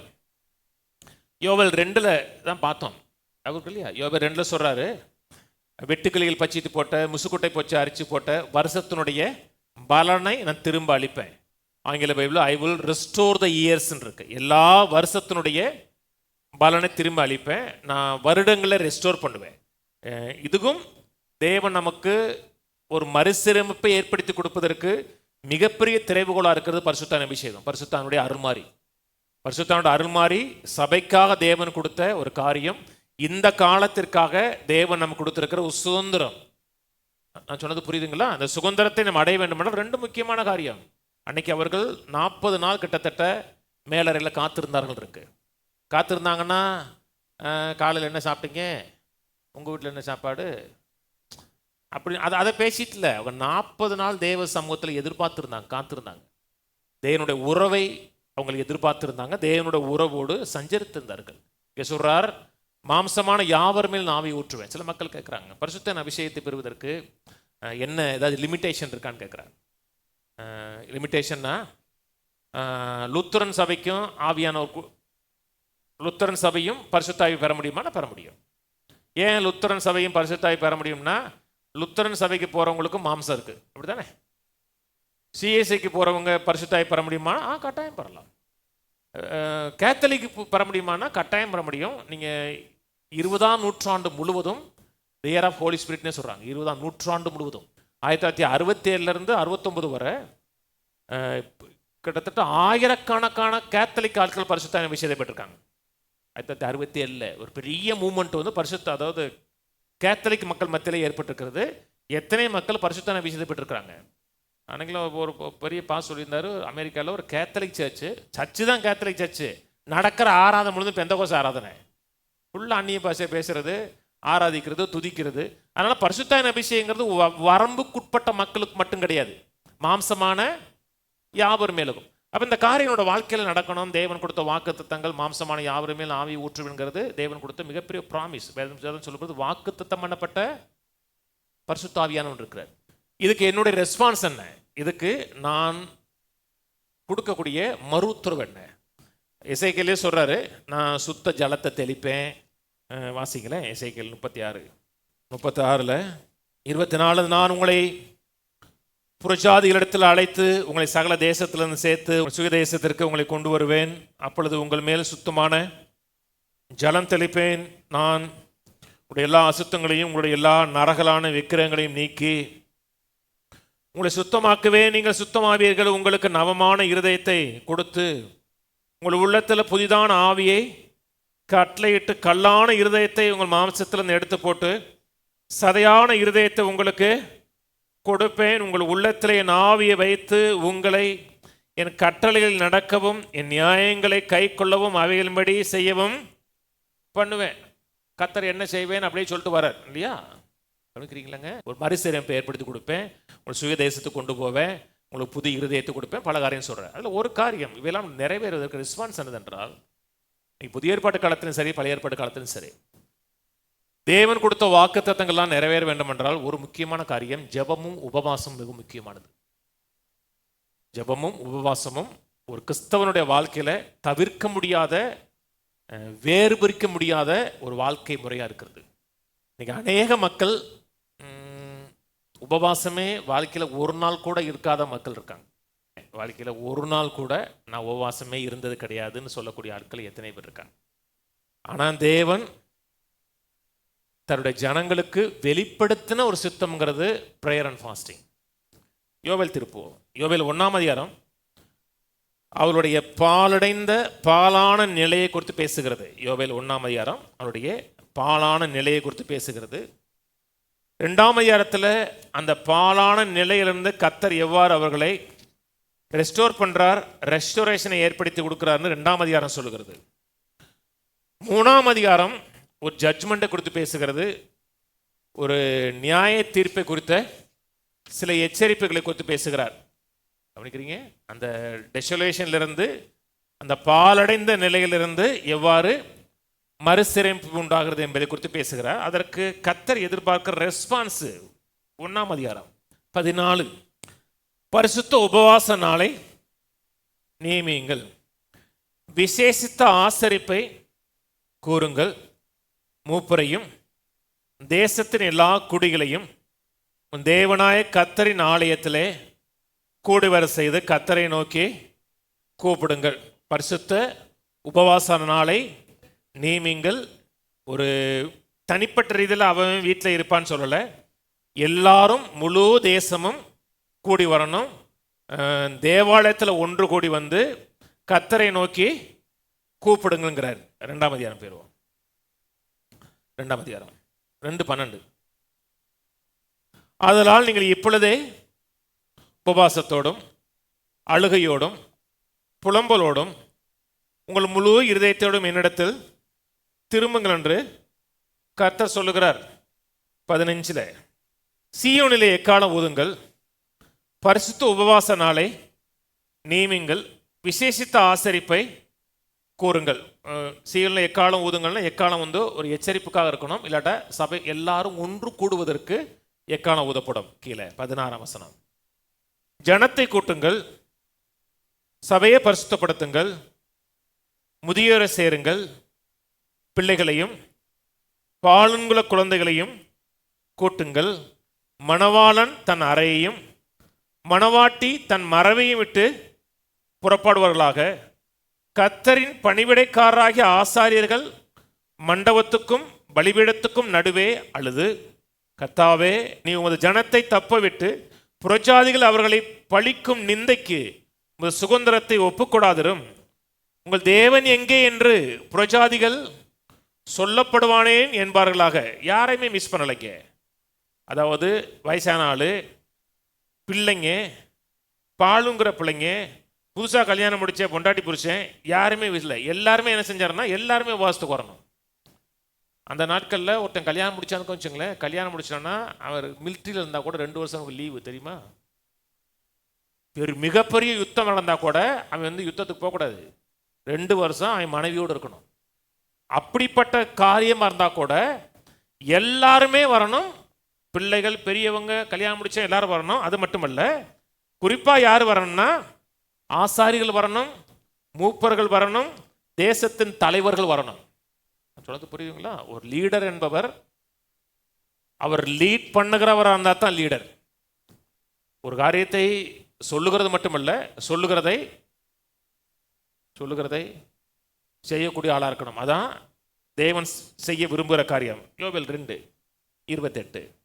அதற்கு பின்பு நம் மாம்சமான யாவருமே ஆவியை ஊற்றுவேன், அப்பொழுது உங்கள் குமாரரும் உங்கள் குமாரத்திகளும் தீர்க்கதரிசனம் சொல்லுவார்கள், உங்கள் மூப்பர் சொப்பனங்களையும் உங்கள் வாலிப தரிசனங்களையும் காண்பார்கள். இங்கே அதற்கு பின்புங்கிறாரு. பேதுரு சொல்லும் பொழுது கடைசி நாளுங்கிறார். அப்படித்தானே? இங்கே அதற்கு பின்கிறார். இதே வார்த்தையை பேதுரு சொல்லும் பொழுது கடைசி நாட்கள் இல்லைங்கிறார். அதற்கு பின்பு அப்படின்னா எதற்கு பின்பு? அதற்கு பின்பு, எதற்கு பின்பு? அதனால தான் 1ஆம் அதிகாரம் 2ஆம் அதிகாரத்தை சொல்ல, பரிசுத்த உபவாச நாளை கூடுங்கள், எல்லாரும் ஒன்று கூடி வாங்க, முழு இருதயத்தோடு முழு ஆத்மாவோடு என்னை தேடுங்க. அப்படி தேடும் பொழுது மாம்சமான அதற்கு பின்பு மாம்சமான யாவர் மேலே ஆவியை ஊற்றுவேன். கர்த்தர் ஒரு காரியத்தை செய்வேன் என்று சொல்லியிருந்தாலும் தேவனோடு இணைந்து செயல்படக்கூடிய ஆளாக இருக்கணும். இன்னைக்கு நான் எதை பேச விரும்புகிறேன்னா, மறுசிறைப்பு நடப்பதற்கும் உபவாசத்திற்கும் மிகப்பெரிய தொடர்பு இருக்குது. உபவாசம் பண்ணி ஜெபிப்பதற்கும் தேவன் நம்முடைய வாழ்க்கையில் மறுசிறைப்பை ஏற்படுத்தி கொடுப்பதற்கும் மிகப்பெரிய தொடர்பு இருக்குது. அநேக மக்கள் நினைக்கிறாங்கன்னா இந்த உபவாசம் பண்ணுறது இதெல்லாம் பழைய ஏற்பாட்டில் இருக்குது, புதிய ஏற்பாட்டில் இல்லை அப்படிங்கிறாங்க. நான் புதிய ஏற்பாட்டிலையும் வசனம் காமிக்கிறேன். இது தேவன் விரும்புகிற காரியம். ஃபாஸ்டிங்கிறதை நம்ம எந்த ஒரு சூழ்நிலையிலையும் தவிர்க்க முடியாத நம்மளோட வாழ்க்கையில் இணைந்து இருக்கக்கூடிய ஒரு முக்கியமான ஒரு காரியம். வாசிப்போம். ஏசாயா 58 போவோம். உபவாசமும் ரெஸ்டரேஷனும் மறுசிறைப்பும் ஒன்றோடு ஒன்று இணைந்து செயல்படக்கூடிய காரியமாக இருக்குது. ஏசாயா 58 எப்படி உபவாசம் பண்ணணும், எப்படி உபவாசம் பண்ணக்கூடாதுன்னு சொல்றார். 3ஆம் வசனத்திலிருந்து 5ஆம் வசனம் எப்படி உபவாசம் பண்ணக்கூடாதுங்கிறார். வீட்டில் படிங்க, நேரம் இல்லை. வீட்டில் உபவாசம் பண்ணக்கூடாதுங்கிறாரு. அந்த உபவாசம் எப்படி இருக்கக்கூடாதுன்னா 3ஆம் வசனம் பேச ஏசாயா 58ங்க. உங்கள் சுய இச்சையின்படி நடந்து உங்கள் வேலையெல்லாம் கட்டாயமை செய்கிறீர், வழக்குக்கும் வாதுக்கும் துஷ்டத்தனத்துடைய கையில் குத்துறதற்கும் வாசிக்கிறீங்க. என்ன மாறலை, சிந்த மாறலை, ஆட்டிடியூடு மாறலை, என்ன சொல்கிறது, சொந்த இச்சை சொந்த ஆசை இதில் தான் இருக்கும். தேவனுடைய சமூகத்தில் தேவனை தேடணுங்கிற வாஞ்சை கிடையாது. ஆனால் வெறும் பட்டினி மட்டும் இருக்குது. அது தேவன் ஏற்றுக்கொள்ளக்கூடிய உபவாசம் கிடையாது. அதுக்கப்புறம் 6லேருந்து 12 வரை தேவன் ஏற்றுக்கொள்ளக்கூடிய ஒரு உபவாசத்தை குறித்து பேசுகிறார். 6லேருந்து 12 வரை தேவன் ஏற்றுக்கொள்ளக்கூடிய ஒரு உபவாசத்தையும் அந்த உபவாசத்தின் விளைவாக வரக்கூடிய வாக்கு தத்தங்களையும் பேசுகிறார். கவனிக்கிறீங்க? 6ஆம் வசனம் வாசிப்போம். அக்கிரமத்தின் கட்டுக்களை அவிழ்க்கிறதும் நுகத்தடியின் பிணையல்களை நெகிழ்க்கிறதும் நெருக்கப்பட்டிருக்கிறதை விடுதலையாக்கி விடுகிறதும் சகல நுகத்தடிகளையும் உடைத்து போடுகிறதும். இது முக்கியமான ஃபாஸ்டிங்கில் முக்கியமான காரியம்னா மற்ற மக்களுக்காக உபவாசம் இருக்கணும், நமக்காக மட்டுமில்லை. ஒருத்தவங்க வியாதியாக இருக்காங்க, ஒரு பலவீனமாக இருக்காங்கன்னா, உங்களுக்கு ஒரு ஸ்பிரிச்சுவல் அத்தாரிட்டி இருக்குன்னா அவங்களுடைய வாழ்க்கையில் இருக்கிற நுகத்தடி உடையப்படுவதற்காகவும் ஜெபம் பண்ணணும். ஃபாஸ்டிங்கில் முக்கியமான காரியம் நான் எனது என்னுடையதுன்னு கிடையாது. தேவனுடைய நோக்கம், தேவனுடைய சித்தம், அது நிறைவேறுவதற்கு நான் ஒரு கருவியாக இருக்கணும். கீழே வாசிப்போம். அப்புறம் 7ஆம் வசனம். பசியுள்ளவனுக்கு ஆகாரத்தை பகிர்ந்து கொடுக்கிறதும் துரத்துண்ட சிறுமியானவர்களை வீட்டிலே சேர்த்து கொள்ளுகிறதும் வஸ்திரம் இல்லாதவனை கண்டால் அவனுக்கு வஸ்திரம் கொடுக்கிறதும் உன் மாம்சமானவனுக்கு உன்னை ஒழிக்காமல் இருக்குது அல்லவோ எனக்கு அந்த உபவாசம். ஃபாஸ்டிங்கில் ஒரு முக்கியமான காரியம் என்றால் கிவிங் ஆட்டிடியூட் இருக்கணும், கொடுக்குற மனப்பான்மை இருக்கணும். மக்களுக்கு சுவிசேஷம் சொல்கிறது மட்டுமல்ல, மெய்யாவே ஒருத்தன் கஷ்டப்படுறான்னா, மெய்யாவே நான் சொல்கிறது மெய்யாவே கஷ்டப்படுறான்னா உங்களால் முடிஞ்ச உதவியை செய்யணும். நான் கூட ஒரு பிரதர் கூப்பிட்டாரு, ஐயா நான் இது வரைக்கும் கூட ஒரு உதவி கேட்டது இல்லையா, எனக்கு சின்ன உதவி வேணுமியானார், கொஞ்சம் காசு வேணுமியானார். இல்லைங்க எனக்கு நிறைய தேவை இருக்கேன்னு. அவர் எப்படிப்பட்டோன்னு தெரியாதுல்ல எனக்கு. முதல்ல அவர் எது கேட்குறாரு, ரொம்ப நெருக்கடியானார். ஒரு பணத்தை அனுப்பிட்டேன் திருப்பி தர வேணான்னு. ஏன்னா விதைக்கிறது மட்டும் இல்லை, உங்களுக்கு பசி உள்ளவனுக்கு மெய்யான குழுக்கு இறங்கக்கூடிய ஆளாக இருக்கணும். சுயம் ஆதிக்கம் செலுத்தக்கூடாது, அன்பு செலுத்துவது ஒரு ஆட்டிடியூட். இதெல்லாம் கவனிக்கிறீங்களா? கீழே 8ஆம் வசனம். அப்பொழுது விடிய கால, எப்பொழுது அந்த ஏற்ற ஒரு உகந்த ஒரு உபவாசம் பண்ணும் பொழுது, அப்பொழுது விடிய கால வெளிப்பை போல உன் வெளிச்சம் எழும்பி உன் சுகவாழ்வு சீக்கிரத்திலே துளிர்த்து உன் நீதி உனக்கு முன்னாலே செல்லும், கர்த்தருடைய மகிமை உன்னை பின்னாலே காக்கும். அப்பொழுது விடிய கால வெளிப்பை போல உன் வெளிச்சம் எழுமுன்னு இருக்கு. இந்த வாக்கு தத்துவம் மல்லியா 4:2 வாக்கு தத்துவம் கிட்டத்தட்ட ஒன்று. நீதியின் சூரியன் உதிக்கும், நீ வெளியே புறப்பட்டு போய் கொளுத்த கன்றை போல் இருப்பீர்கள் இருக்கு. நான் சொல்ல வெளிச்சத்தை பற்றி பேசுறாரு, நீதியை பற்றி பேசுறாரு, சுகத்தை பற்றி பேசுறாரு. இங்கே 3 காரியம் இருக்குது. வெளிச்சம் எழும்பும், சுகவாழ்வு துளிர்க்கும், நீதி உனக்கு முன்னே செல்லும். இயேசு நீதியின் சூரியன் அந்த பூமிக்கு வந்தார். 3 காரியம் கொண்டு வந்தார். முதல்ல வெளிச்சத்தை கொண்டு வந்தார், தேவனை அறிகிற அறிவை கொண்டு வந்தார், அப்புறம் மக்களுக்கு நீதியை கொடுத்தார். அது மட்டுமல்ல, சுகத்தையும் கொடுத்தார். தேவனுக்கு முன்பாக நம்மை தாழ்த்துகிறோம், தேவனுக்கு முன்பாக நம்மை தாழ்த்தி தேவனுடைய முகத்தை பார்க்கிறோம் என்றால் இப்பொழுது சொல்லப்படும் ஆசீர்வாதங்கள்லாம் வெளிப்பட ஆரம்பிக்கும். இதுவுமே மாம்சீகமான செயல்முறையே கிடையாது, உறவின் அடிப்படையில் வரக்கூடிய வாக்குத்தத்தங்கள். 9 வாசிக்கிறேன். அப்பொழுது நீ கூப்பிடுவாய், கர்த்தர் மறு உத்தரவு கொடுப்பார். நீ சத்தமிடுவாய், இதோ நான் இருக்கிறேன் என்று சொல்லுவார். நுகத்தடியும் விரல் நீட்டுதலையும் நிபச்சொல்லையும் நீ உன் நடுவிலிருந்து அகற்றி. இது கர்த்தர் அகற்றது கிடையாது. ஒரு பாட்டில் கர்த்தர் அகற்றது மாதிரி பாடியிருப்பாங்க, அது கர்த்தர் அகற்றது கிடையாது. நிபச்சொல்லையும் விரல் நீட்டுதலையும் நுகத்தடியும் நம்ம நீக்கணும். அடுத்தவனை குற்றம் சொல்றது, அடுத்தவன் மேலே அவமானப்படுத்துறது, குறை சொல்றது, இதையெல்லாம் நீக்கணும். செல்ஃப் ரைச்சஸ்லேருந்து வெளியே வந்துடணும். சுய நீதிமான்லேருந்து வெளியே வந்து அடுத்தவன் நீ இப்படிப்பட்டவன் சொல்றதுலேருந்து விலகணும். அப்படி நடக்கும்போது 10, பசியுள்ளவனிடத்தில் உன் ஆத்துமாவை சாய்த்து சிறுமைப்பட்ட ஆத்துமாவை திருப்தியாக்கினால் அப்பொழுது இருளில் உன் வெளிச்சம் உதித்து அந்தகாரம் மத்தியானத்தை போலாகும். கர்த்தர் நித்தமும் உன்னை நடத்தி மகா வறட்சியான காலங்களில் உன் ஆத்துமாவை திருப்தியாக்கி உன் எலும்புகளை நிலமுள்ளதாக்குவார். நீ நீர்ப்பாய்ச்சலான தோட்டத்தை போலவும் வற்றாத நீரூற்றை போல. இதெல்லாம் வாக்குத்தத்தம். இந்த வாக்குத்தத்தெல்லாம் நிறைவேறதுக்கு மிக முக்கியமான காரியம் கர்த்தருடைய சமூகத்தை தேடணும். கர்த்தருக்கு பிரியமான ஒரு உபவாசம் பண்ணக்கூடிய ஆளாக இருக்கும் பொழுது எல்லாமே வறட்சியாக இருந்தாலும் நம்மளோட ஆத்துமாவை நிலமுள்ளதாக மாற்றுவார், எலும்புகளை நிலமுள்ளதாக மாற்றுவார், ஆத்துமாவை திருப்தியாக்குவார். ஒரு வற்றாத நீரூற்றை போல வாழ்க்கை இருக்கும். இதெல்லாம் சொல்லிட்டு 12ஆம் வசனம் தான் ரெஸ்டோரேஷன் பேசுகிறார். கணிச்சு வரீங்க இல்லைங்க, வெளியே போயிடறாங்க. 12ஆம் வசனம் தான் ரெஸ்டோரேஷன். நான் இவ்வளோ பெரும்பாலும் இவ்வளோ வசனம் வாசிக்க மாட்டேன், ஆனால் உங்களுக்கு புரிய வைக்கிறதுக்காக தான் இவ்வளோ வசனம் வாசிக்கிறேன். 12ஆம் வசனம் ரெஸ்டோரேஷன் பேசுகிறார். உன்னிடத்திலிருந்து தோன்றினவர்கள் பூர்வ முதல் பாழாய் கடந்த ஸ்தலங்களை கட்டுவார்கள். சபையிலையும் எத்தனை பாழாய் கிடக்கிற இடங்கள் இருக்கிறது, ஸ்தலங்கள் இருக்கிறது, மக்களோட வாழ்க்கை இருக்கிறது. அதையெல்லாம் திரும்பி கட்டி கட்டி எழுப்பக்கூடிய ஆட்களாக இருப்பார்கள். தலைமுறை தலைமுறையாக இருக்கும் அஸ்திவாரங்கள் மேல் நீ கட்டுவாய். தலைமுறை தலைமுறையானா அந்த தலைமுறை மட்டும் இல்லை, தலைமுறை தலைமுறையாக இடிந்து கிடக்கக்கூடிய எல்லா அஸ்திவாரங்களையும் நீ கட்டுவாயின்னு இருக்கு. ஒரு மனிதன் தேவனுக்கு தன்னை விட்டு கொடுக்கும் பொழுது தேவனுடைய சமூகத்தில் வாழக்கூடிய மனிதனாக இருக்கிறான் என்றால் அவனோட வாழ்க்கையோட ஊழியம் ஒரு குறிப்பிட்ட காலத்துக்கு உட்பட்ட ஊழியமாக இருக்காது.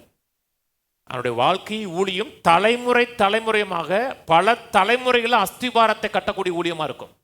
இந்த உலகம் முழுவதும் தேவனால் பயன்படுத்தப்பட்ட மக்கள் அவங்க மரித்து கிட்டத்தட்ட 1000 வருஷம் ஆனால் கூட 200 வருஷம் ஆனால் கூட இன்றைக்கும் அவருடைய ஊழியம் இந்த உலகத்தில் செயல்பட்டு கொண்டிருக்கிறது என்றால் அத்தனை மக்களும் ஜெபத்திலையும் உபவாசத்திலையும் இருந்த மக்கள். நான் சொல்றேன் யாருமே இதில் என்ன சொல்றது விடுபடப்படுற ஜனங்களை அத்தனை பேரும் ஜெபத்திலையும் உபவாசத்திலையும் தரித்திருந்த ஜனங்கள். சில ஆட்கள் சொல்றேன், ஜான் நாக்ஸ் இதில் ரெஃபர்மேஷன் ஏற்படுத்தி கொடுத்தவங்க, John Calvin, Martin Luther, John Wesley, இவங்கெல்லாம் தன்னோட சுய சரீரத்தில் நான் அதிகமாக உபவாசத்திலையும் ஜெபத்திலையும் இருந்தேன்னு சொல்ற ஆட்கள். தேசத்தில் மாற்றத்தை ஏற்படுத்தினாங்க. இன்னைக்கு அநேக மக்கள் எதுவுமே சாப்பாடு கிடைக்கலன்னா பட்டினியா இருப்பாங்க.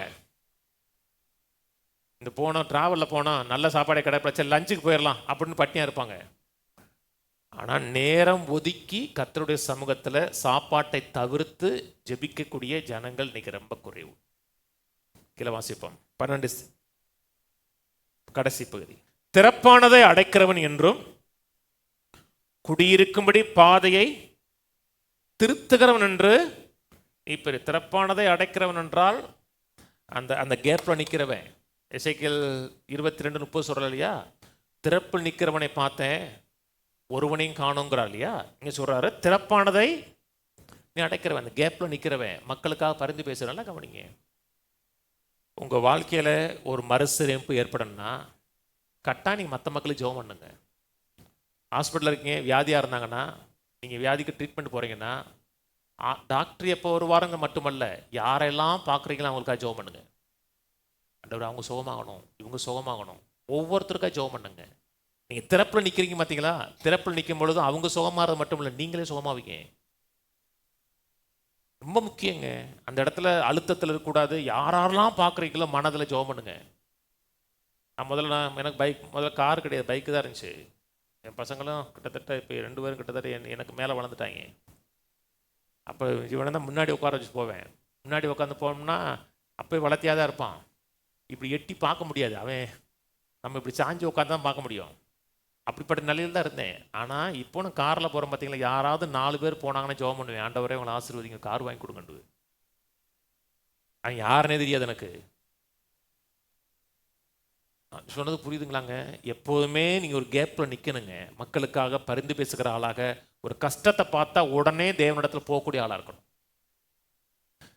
வேதத்தில் குறிப்பாக இசபேலுடைய சிறையிருப்பு, அதாவது பாபிலோனிய சிறையிருப்பிலிருந்து அவங்க எருசலேமுக்கு போனாங்க இல்லையா, அந்த எருசலேமுக்கு போகக்கூடிய காலத்தில் தேவன் பயன்படுத்தின எல்லா தேவ மனிதர்களும் ஃபாஸ்ட் பண்ணாங்க. அந்த பாபிலோன் சிறையிருப்பிலிருந்து அவங்க சுயதேசத்துக்கு போகுது, திரும்பி தேவாலயம் கட்டப்படுகிறது. இந்த காரியத்தில் தேவன் பயன்படுத்தின அத்தனை தேவ மனிதர்களும் ஜெபத்திலையும் உபவாசத்தில் இருந்தார்கள். தானியேல் திருப்போம், தேவன் நமக்கு என்ன வாக்குத்தத்தம் கொடுத்தாரோ அந்த வாக்குத்தத்தம் நிறைவேறதை பார்ப்பதற்கு ஒரு நாளும் சோம்பேறித்தனமோ எந்த ஒரு காரியமும் எக்ஸ்கியூஸாகவே இருக்கக்கூடாதுங்க. தானியேல் 9:2, தானியேலாகிய நான் எருசலேமின் பால் கடிப்புகள் நிறைவேறி தீர 70 வருஷம் சொல்லும் என்று கர்த்தர் எரேமியா தீர்க்கதரிசியோட சொல்லிய வருஷங்களின் தொகையை புத்தகங்களில் அறிந்து கொண்டேன். புக்கு படிச்சிருக்கிறாரு, எரேமியாவுடைய புத்தகத்தை படிச்சிருக்கிறாரு. எரேமியா சொன்னார் 70 வருஷம் நீங்கள் சிறையிருப்பீங்கன்னு சொன்னார். அந்த 70 வருஷம் நிறைவேறுகிற அந்த காலத்தை பார்க்குறாரு. 70 வருஷம் கிட்டத்தட்ட முடிய போதுங்கிற பார்க்குறாரு.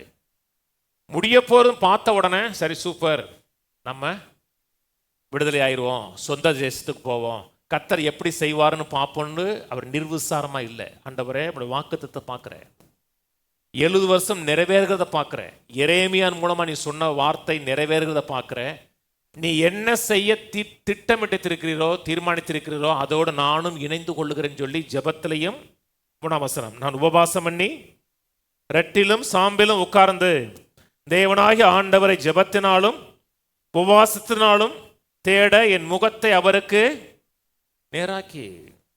வாக்குத்தத்தம் கர்த்தர் என்ன வாக்குத்தத்தம் பண்ணியிருக்கிறாரோ அதெல்லாம் அவனோட வாழ்க்கையில் நிறைவேற வேண்டும் என்றால் இதுவரை இல்லாத அளவுக்கு தேவனை தேடக்கூடிய மக்களா, ஜெபிக்கக்கூடிய மக்களா, உபவாசிக்கக்கூடிய மக்களா இருக்கணும்.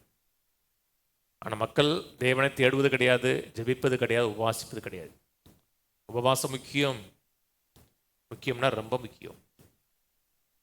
எஸ்ரா போவோம், நம்ம ஒன்றுமே செய்யாமல் கர்த்தர் என்ன செய்ய சொன்னாரோ எதை தீர்மானித்திருக்கிறாரோ அது தானாக நிறைவேறும் அப்படி நினச்சிங்கன்னா தானாக நிறைவேறாது. எஸ்ரா 8ஆம் அதிகாரத்தில் எஸ்ரா பாபிலோன் சிறையிருப்பிலிருந்து ஜனங்களை எருசலேமுக்கு நேராக அழைத்து கொண்டு வர்றார்.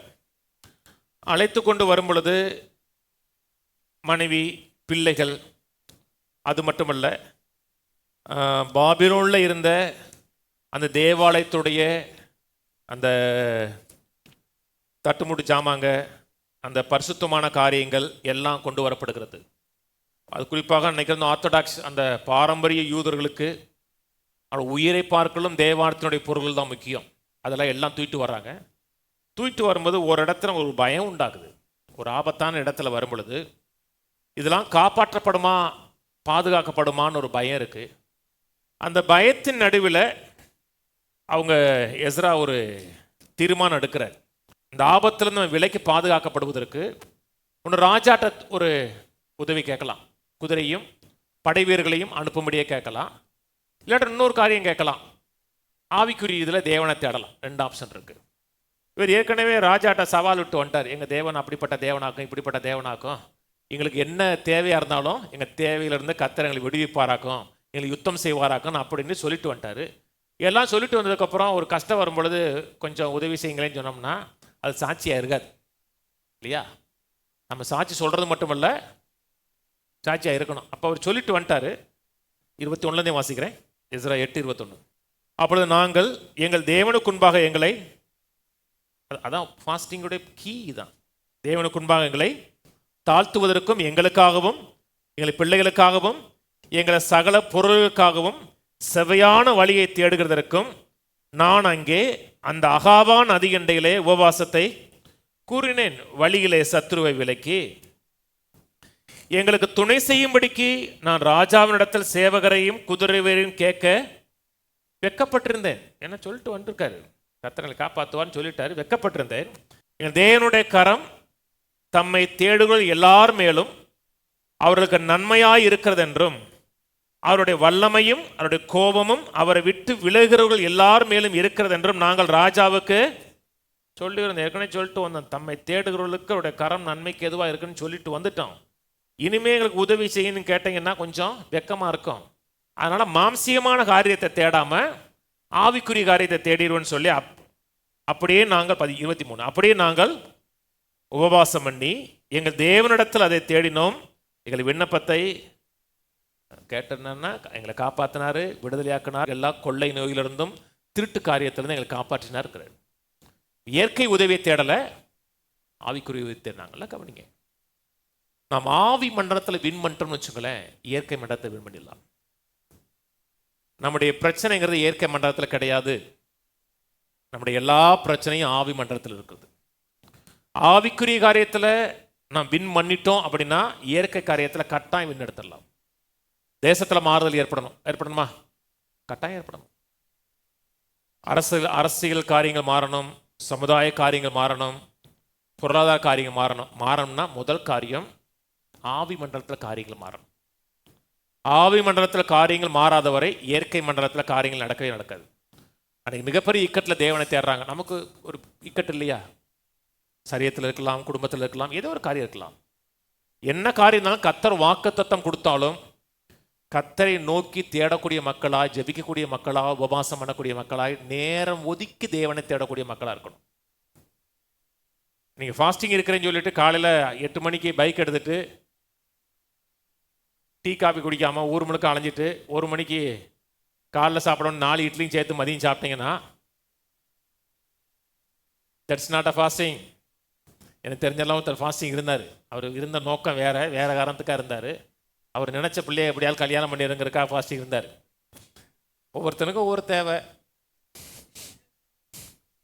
எப்படியாச்சும் இந்த பிள்ளைய கல்யாணம் பண்ணிடுறேன்னு ஃபாஸ்டிங் இருந்தார். காலையில் அவர் வந்து காலையிலேருந்து நைட்டு வர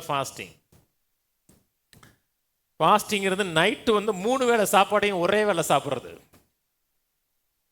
எனக்கு நடக்காது கிடையாது, நடந்தது. எனக்கு மிகவும் நெருக்கமானவற்றை நடந்தது. அது ஃபாஸ்டிங் இல்லை. நீங்கள் நேரம் ஊர் சுற்றுறது கிடையாது. கர்த்தருடைய சமூகத்தில் உங்களை தாழ்த்தி உங்களுடைய முகத்தை தேவனுக்கு நேராக திருப்புவது. ஆண்டவரே, நான் முற்றிலுமாக நம்பி இருக்கிறேன், உங்களுடைய கிருபை நம்பி இருக்கிறேன், தயவை நம்பி இருக்கிறேன்னு தாழ்த்துறது.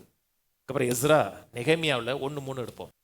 அதற்கு அவர்கள் சிறையிருப்பில் மீந்திருக்கிறவர்கள் அந்த தேசத்தில் மகா தீங்கையும் நிந்தையும் அனுபவிக்கிறார்கள். எருசலேமின் அலங்கம் இடிபட்டதும் அதன் வாசல்கள் அக்கினியினால் சுற்றடிக்கப்பட்டதுமாய் கிடக்கிறது என்றார்கள். இந்த வார்த்தை கேட்டபொழுது நான் உட்கார்ந்து அழுது சில நாளாய் துக்கித்து உபவாசித்து மன்றாடி பரலோகத்தின் தேவனை நோக்கி. அதுக்கப்புறம் ஜெபிக்கிற சொல்லப்பட்டிருக்கிறது. நெகேமியா ராஜாவுடைய ஒரு பானபாத்திரக்காரன், ட்ரிங்க்ஸ் குடிச்சு கொடுக்குறவன், ராஜ சமூகத்தில் இருக்கிறவன். ஒரு நாள் முகம் வாடலாக போகிறாரு உள்ள. ஏன் அவன் முகம் வாடி இருக்குன்னு கேட்குறாரு. என் தேசத்தினுடைய அலங்கம் இடிஞ்சு கிடக்கு அப்படின்னு சொன்ன உடனே என்ன செய்யணும்? எனக்கு லீவ் வேணுங்கிறான். அங்கே போய் அலங்கத்தை கட்டணுங்கிறான். அலங்கத்தை கட்டுறதுக்கு லீவு கொடுக்குறாரு. கிட்டத்தட்ட 12 வருஷம் லீவு கொடுக்குறாரு. 12 வருஷம் வித் பேமெண்ட்டோட போய் எல்லாத்தையும் கட்டி தீர்த்துட்டு வந்தார். எப்படி நடந்துச்சு? தயவுக்கு முன்பாக அந்த மனிதன் கர்த்தரை தேடினார். தயவை ஃபோக்கஸ் பண்ணுறோம். அவன் சொல்கிறாரு, என் தேவனுடைய தயவுள்ள கரம் என்ன நன்மைக்கு அது வரன்னு சொல்கிறாரு. ஆனால் அதுக்கு முன்னாடி ஒன்று என்ன நடந்துச்சுன்னா, கர்த்தருக்கு முன்பாக அதை தாழ்த்தி துக்கித்து உபவாசித்து மன்றாடி பரலோகத்தின் தேவனை நோக்கி. நான் அழுதப்பட்டு இல்லை, கர்த்தரை நோக்கி பார்த்தேன். அதுக்கப்புறம் எஸ்தர் புத்தகம் வரிசையாக வருது. எஸ்ரா, நெகேமியா, எஸ்தர். அகஸ்வர ராஜா காலம். அகஸ்வர ராஜா காலத்தில் அவர் கிட்டத்தட்ட 127 நாடுகளை அரசாளுகிறார். அதில் இந்து தேசம் போட்டிருக்கு. நீங்கள் ஆங்கில பயில படித்து பார்த்தீங்கன்னா இந்தியான்னு போட்டிருக்கோம். அந்த இந்தியா நம்ம இந்தியா கிடையாது. இந்த இந்து தேசமும் இந்த தேசம் கிடையாது. ஏன்னா இந்த வேத எழுதும் பொழுது இந்தியாங்கிற தேசமே உலகத்தில் கிடையாது. நான் சொன்னது புரியுதுங்களா? நம்ம மக்கள் இந்தியாவை பற்றி பைபிள் சொல்லுது, இந்தியாவில் பைபிள் சொல்லுது. அந்த இந்தியா அப்போ இந்தியாவே கிடையாது. இந்தியாங்கிற வார்த்தையை வச்சது வெள்ளைக்காரன், தெரியுமா? நீங்கள் மூல பாசையில் பார்த்தீங்கன்னா கூடுன்னு போட்டிருக்கோம். கூடுன்னு போட்டுருக்கு. ஆனால் என்னென்னா அவனோட ரீஜன் எங்கே இருந்துச்சுன்னா இண்டஸ் வேலி வர இருந்துச்சு. இந்த சிந்து சமவெளி நாகரிகம் இருக்குல்லங்க, அது வரை அவனோட ராஜ்யம் இருந்துச்சு. அங்கேருந்து எத்தியோப்பியா வர இருந்துச்சு. நான் சொன்னது புரியுதுங்களா? அந்த இண்டஸ் வேலி ரீஜனை பற்றி சொல்கிறதுனால மொழிபெயர்ப்பாளர்கள் இந்தியா இந்துன்னு போட்டிருக்காங்க. நான் சொன்னது புரியுதுங்களா? ஏன்னா வெள்ளைக்காரங்காலத்தில் தான் இந்தியான்னு பேரே வந்துச்சு. அதுக்கு முன்னாடி இந்தியாண்டு ஒரு தேசமே கிடையாது. சொன்னது புரியுதுங்க? நான் சரித்திரத்தை சொல்கிறேங்க. அப்போ அந்த 127 நாடுகளுக்குள்ள யூதர்கள் இருந்தாங்க. சம்பவம் தெரியும் உங்களுக்கு. ஆமான்னு ஒரு கெட்டவன் இருந்தான். அவனுக்கு முர்தகாய் எழுந்திரிச்சு சலாம் பண்ணாதனால 127 நாடுகளில் இருக்கிற எல்லா யூதரையும் கொல்லணும்னு நினச்சான். எல்லாம் ஒரு யூதன் 127 நாட்டில் இருக்கக்கூடாது. ஆதார் வருஷத்தில் 12வது மாதத்தில் 13ஆம் தேதியில் பூர் என்கிற ஒரு சீட்டை போட்டு அந்த பூருங்கிற நாளில் எல்லா யூதர்களும் கொல்லப்பட வேண்டும் டிகிரி கொடுத்துட்டான். டிகிரி பாஸ் ஆயிடுச்சு. ராஜா சீல் அடித்து கொடுத்துட்டார். முக்கியம் என்னென்னா அது மேதியா பெர்சியா ராஜ்யம். மேதியா பெர்சியா ராஜ்யத்தில் சீல் அடித்து கொடுத்துட்டா மாற்ற முடியாது. அதை ராஜா நினச்சா கூட மாற்ற முடியாது. சீல் அடித்து போயிடுச்சு. உடனே முர்தகாய் எஸ்தர்ட்ட சொல்கிறார், ஃபாஸ்ட் பண்ணுங்கிற, உபவாசம் பண்ணு. அவ சொல்கிற, நானும் ஃபாஸ்ட் பண்ணுறேன், என்னோடய தாதிமார்களும் ஃபாஸ்ட் பண்ணுறோம், தேசம் முழுவதும் ஃபாஸ்டிங் அறிவிங்கிறார். நம்மளோட வாழ்க்கையில் கஷ்டம் வருது, இக்கட்டு வருதுன்னா எல்லாரும் ஒன்று கூடி ஜெபிக்க கற்றுக்கணும். இன்றைக்கி அந்த ஒருமைப்பாடு கிடையாது நமக்கு. சிஎஸ்ஐ சர்ச்சில் அடி விழுந்துச்சுன்னா பெந்தகோசக்காரன் சந்தோஷமாக இருப்பான். ஏன்னா சிஎஸ்ஐக்காரன் தான் அடி விழுகுது, பெந்தகோசல் இல்லை. பெந்தகோசல் அந்த சர்ச்சுக்கு அடி விழுந்துச்சு, இந்த சர்ச்சுக்காரன் நல்லா இருப்பான், சந்தோஷப்படுவான். அந்த சர்ச்சுக்கு அடி விழுச்சுல. அப்படி இருக்கக்கூடாதுங்க. ஒரு சர்ச்சுக்கு ஒரு கஷ்டம்னா எல்லாரும் கூடி நிற்கணுங்க. நம்ம என்னைக்கு ஆவிக்குரிய காதில் ஒன்று கூடி நிற்கிறோமோ அன்னைக்கு தான் அந்த உலகத்தில் மாறுதல் ஏற்படுத்த முடியும். அன்னைக்கு ஆண்டவர் சொன்னார். ஆண்டவர் சொன்னதை விசுவாசிகள் ஃபாலோ பண்ணலை, பிசாசு நல்லா ஃபாலோ பண்ணுறான். ஒரு தேசம் தனக்குத்தானே பிரிந்திருந்தால் எவ்வாறு நிலைநிற்கும்? கிறிஸ்தவம் எல்லாரும் தனக்குத்தானே பிரிஞ்சு நிற்குது. சர்ச்சுக்குள்ள எந்த விதமான ஐக்கியம் கிடையாதுங்க. எல்லாமும் தனித்தனியா. ஒரு கஷ்டம்னா கூடணும். எஸ்தர் 4:16 வசனத்தில் எஸ்தர் ஜெபிக்கிறா, தாதிமார் ஜெபிக்கிறாங்க. 5ஆம் அதிகாரத்தில் அவ சொல்கிறா, நான் தானா ராணியாக இருந்தால் கூட போக முடியாது. என்ன உலகம் தெரியலங்க.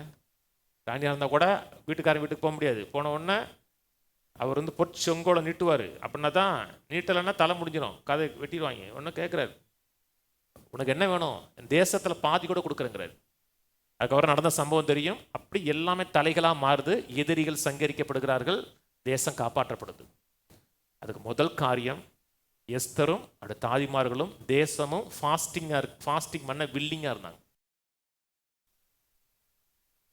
நமக்கு வில்லிங் கிடையாது. மக்களுக்கு நினைக்கிறாங்க ஃபாஸ்டிங் இருந்தால் என்ன நன்மை, ஃபாஸ்டிங் இருக்கிறதுனால என்ன நன்மை இருக்குது, ஏது நன்மை இருக்குது, என்ன நன்மை இருக்குது ஏது நன்மை இருக்குன்னு சொல்கிறேன். என்ன நன்மை இருக்குது ஏது நன்மை இருக்குன்னு தெரியுதோ தெரியலையோ, கர்த்தர் ஃபாஸ்ட் பண்ண சொல்லிட்டாரு. ஃபாஸ்ட் பண்ணணும், அவ்வளோதான். தாகமாக இருந்தால் தண்ணி உடின்னு இருக்கு. தண்ணி என்ன செய்யும் உள்ளே போய், தெரியுமா உங்களுக்கு?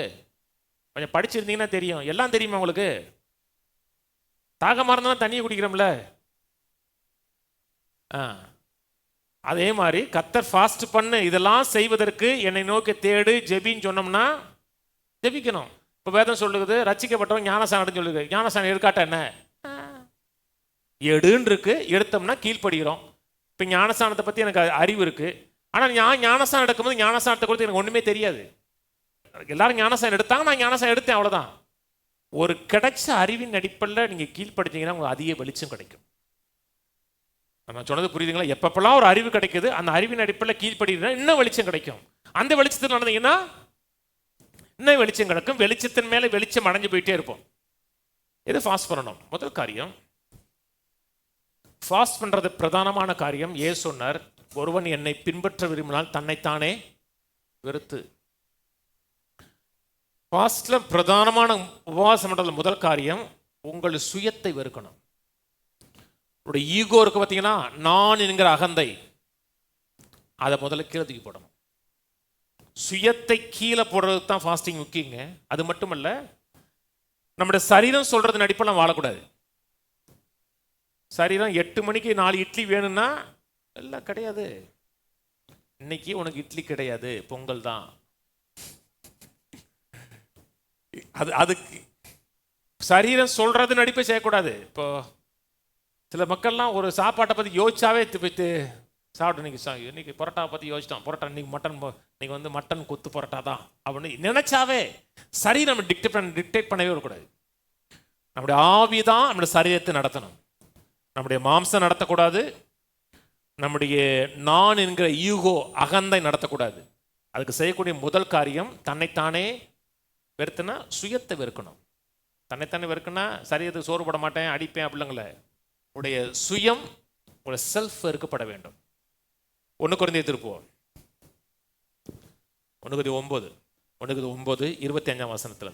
பந்தயத்துக்கு போராடுகிற யாவரும் எல்லாவற்றிலையும் இச்சை அடக்கமாக இருப்பார்கள்.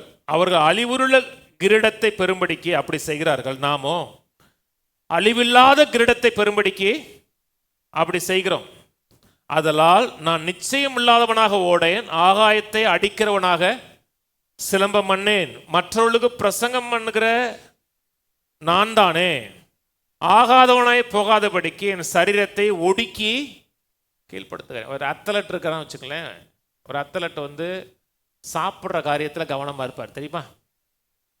என்னங்க, காலையில் 10 புரோட்டா, சாயங்காலம் 2 குண்டா அரிசி சாப்பிட்டாருன்னா அவர் அத்லட்டாக இருக்க முடியாது.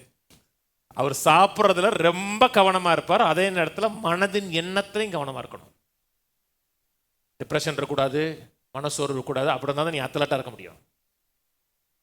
நான் சொல்கிறது புரியுதுங்களாங்க? மனதையும் கண்ட்ரோல் பண்ணுறாங்க, சரீரத்தையும் கண்ட்ரோல் பண்ணுறாங்க. ஒரு சாதாரண பந்தய பொருளுக்காக ஓடுகிற அவனே அப்படி இருக்கான்னா நம்முடைய சரீரத்தில் கண்ட்ரோலில் இருக்கணும். உங்கள் சரீரம் சொல்கிறத விடலாம் நீங்கள் செய்யக்கூடாது. சரீரம் 9 மணிக்கு பசிக்குதுன்னு சொன்னோம்னா இல்லை இன்னைக்கு சாப்பாடு இல்லைன்னு சொல்லுங்கள், 10 மணிக்கு பசி போயிடும், சரீரமே வேணான்றோம், தெரியுமா? இல்லைங்க, அதில் எனக்கு தெரியவே தெரியாது, செஞ்சு பாருங்க தெரியும். 10 மணிக்கு சரீரமே பசி அடங்கிரும். முன்னேறி போவதற்கு 2 காரியம் முக்கியங்க. வாழ்க்கையில் முன்னேறி போய் ஜெயம் எடுக்கும். 1 விசுவாசம். விசுவாசத்தில் முன்னேறனா வாழ்க்கையில் முன்னேற. 2வது சரீரம். சரீரம் நல்லா இருக்கணும். சரீரம் நல்லா இருக்குன்னா சரீரத்தை ஆவியின் கட்டுப்பாட்டுக்குள்ள வச்சாதான் சரீரம் நல்லா இருக்கும். சரீரம் நினைக்கிறதெல்லாம் சாப்பிட்டீங்கன்னா சரீரம் நல்லா இருக்காது, தெரியுமா?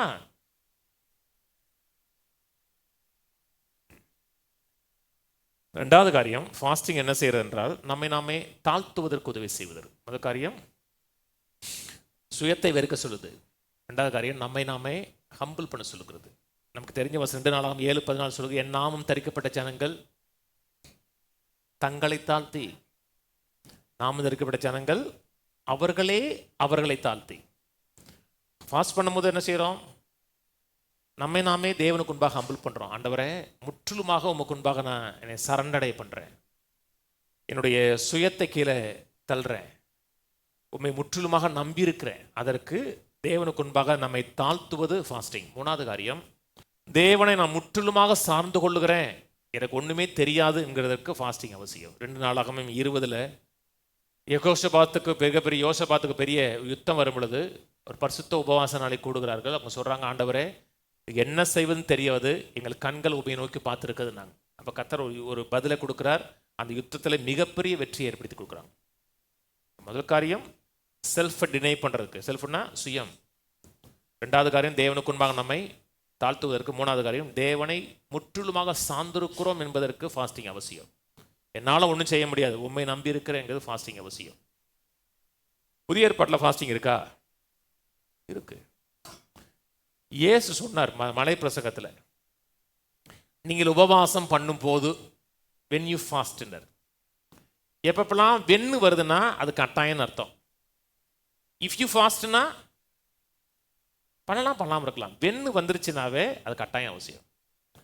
3 வென்னு சொல்றேன். தானம் தர்மம் பண்ணும் போது, ஜெபம் பண்ணும் போது, உபவாசம் பண்ணும் போது. அப்படின்னா இது 3மே கிறிஸ்தவனுடைய வாழ்க்கையில் அடிப்படை காரியம். மற்றவங்களுக்கு தானம் தர்மம் பண்ணணும், ஜெபிக்கணும், அதே நேரத்தில் உபவாசம் பண்ணணும். இல்லை அந்த இடத்துல பண்ணுற உபவாசத்தை பற்றி கர்த்தர் சொல்லும் பொழுது நீ பொது இடத்துல உபவாசம் பண்ணக்கூடாதான் சொல்லியிருக்கிறாரு. நான் சொன்னது புரியுதுங்களா? எல்லாருக்கும் தெரியும்படி உபவாசம் பண்ணாத. ஆனால் வேதம் முழுவதும் சொல்லுது பரிசுத்த உபவாச நாளை கூறுங்கள் இருக்கு. நீங்கள் பொது இடத்துல உபவாசம் பண்ணக்கூடாது, எல்லாருக்கும் தெரிஞ்சு உபவாசம் பண்ணக்கூடாது. நீங்கள் பொது இடத்துல ஜெப பிரேயர் மட்டும் நடத்தக்கூடாது. நான் சொன்னது புரியுது? நான் எதிர்த்த உடனே ஜெபம் பண்ணி தான் ஆரம்பிக்கிறேன். அப்போ பொது இடத்துல நீங்கள் ஜெபம் பண்ணக்கூடாது. அது சொல்லப்பட்ட காரியம் என்னென்னா, உங்களை ஒரு ஆவிக்குரிய ஆள் மாதிரி காமிக்காதீங்க, உங்களோட சுயத்தை முன்னிறுத்தாதீங்க.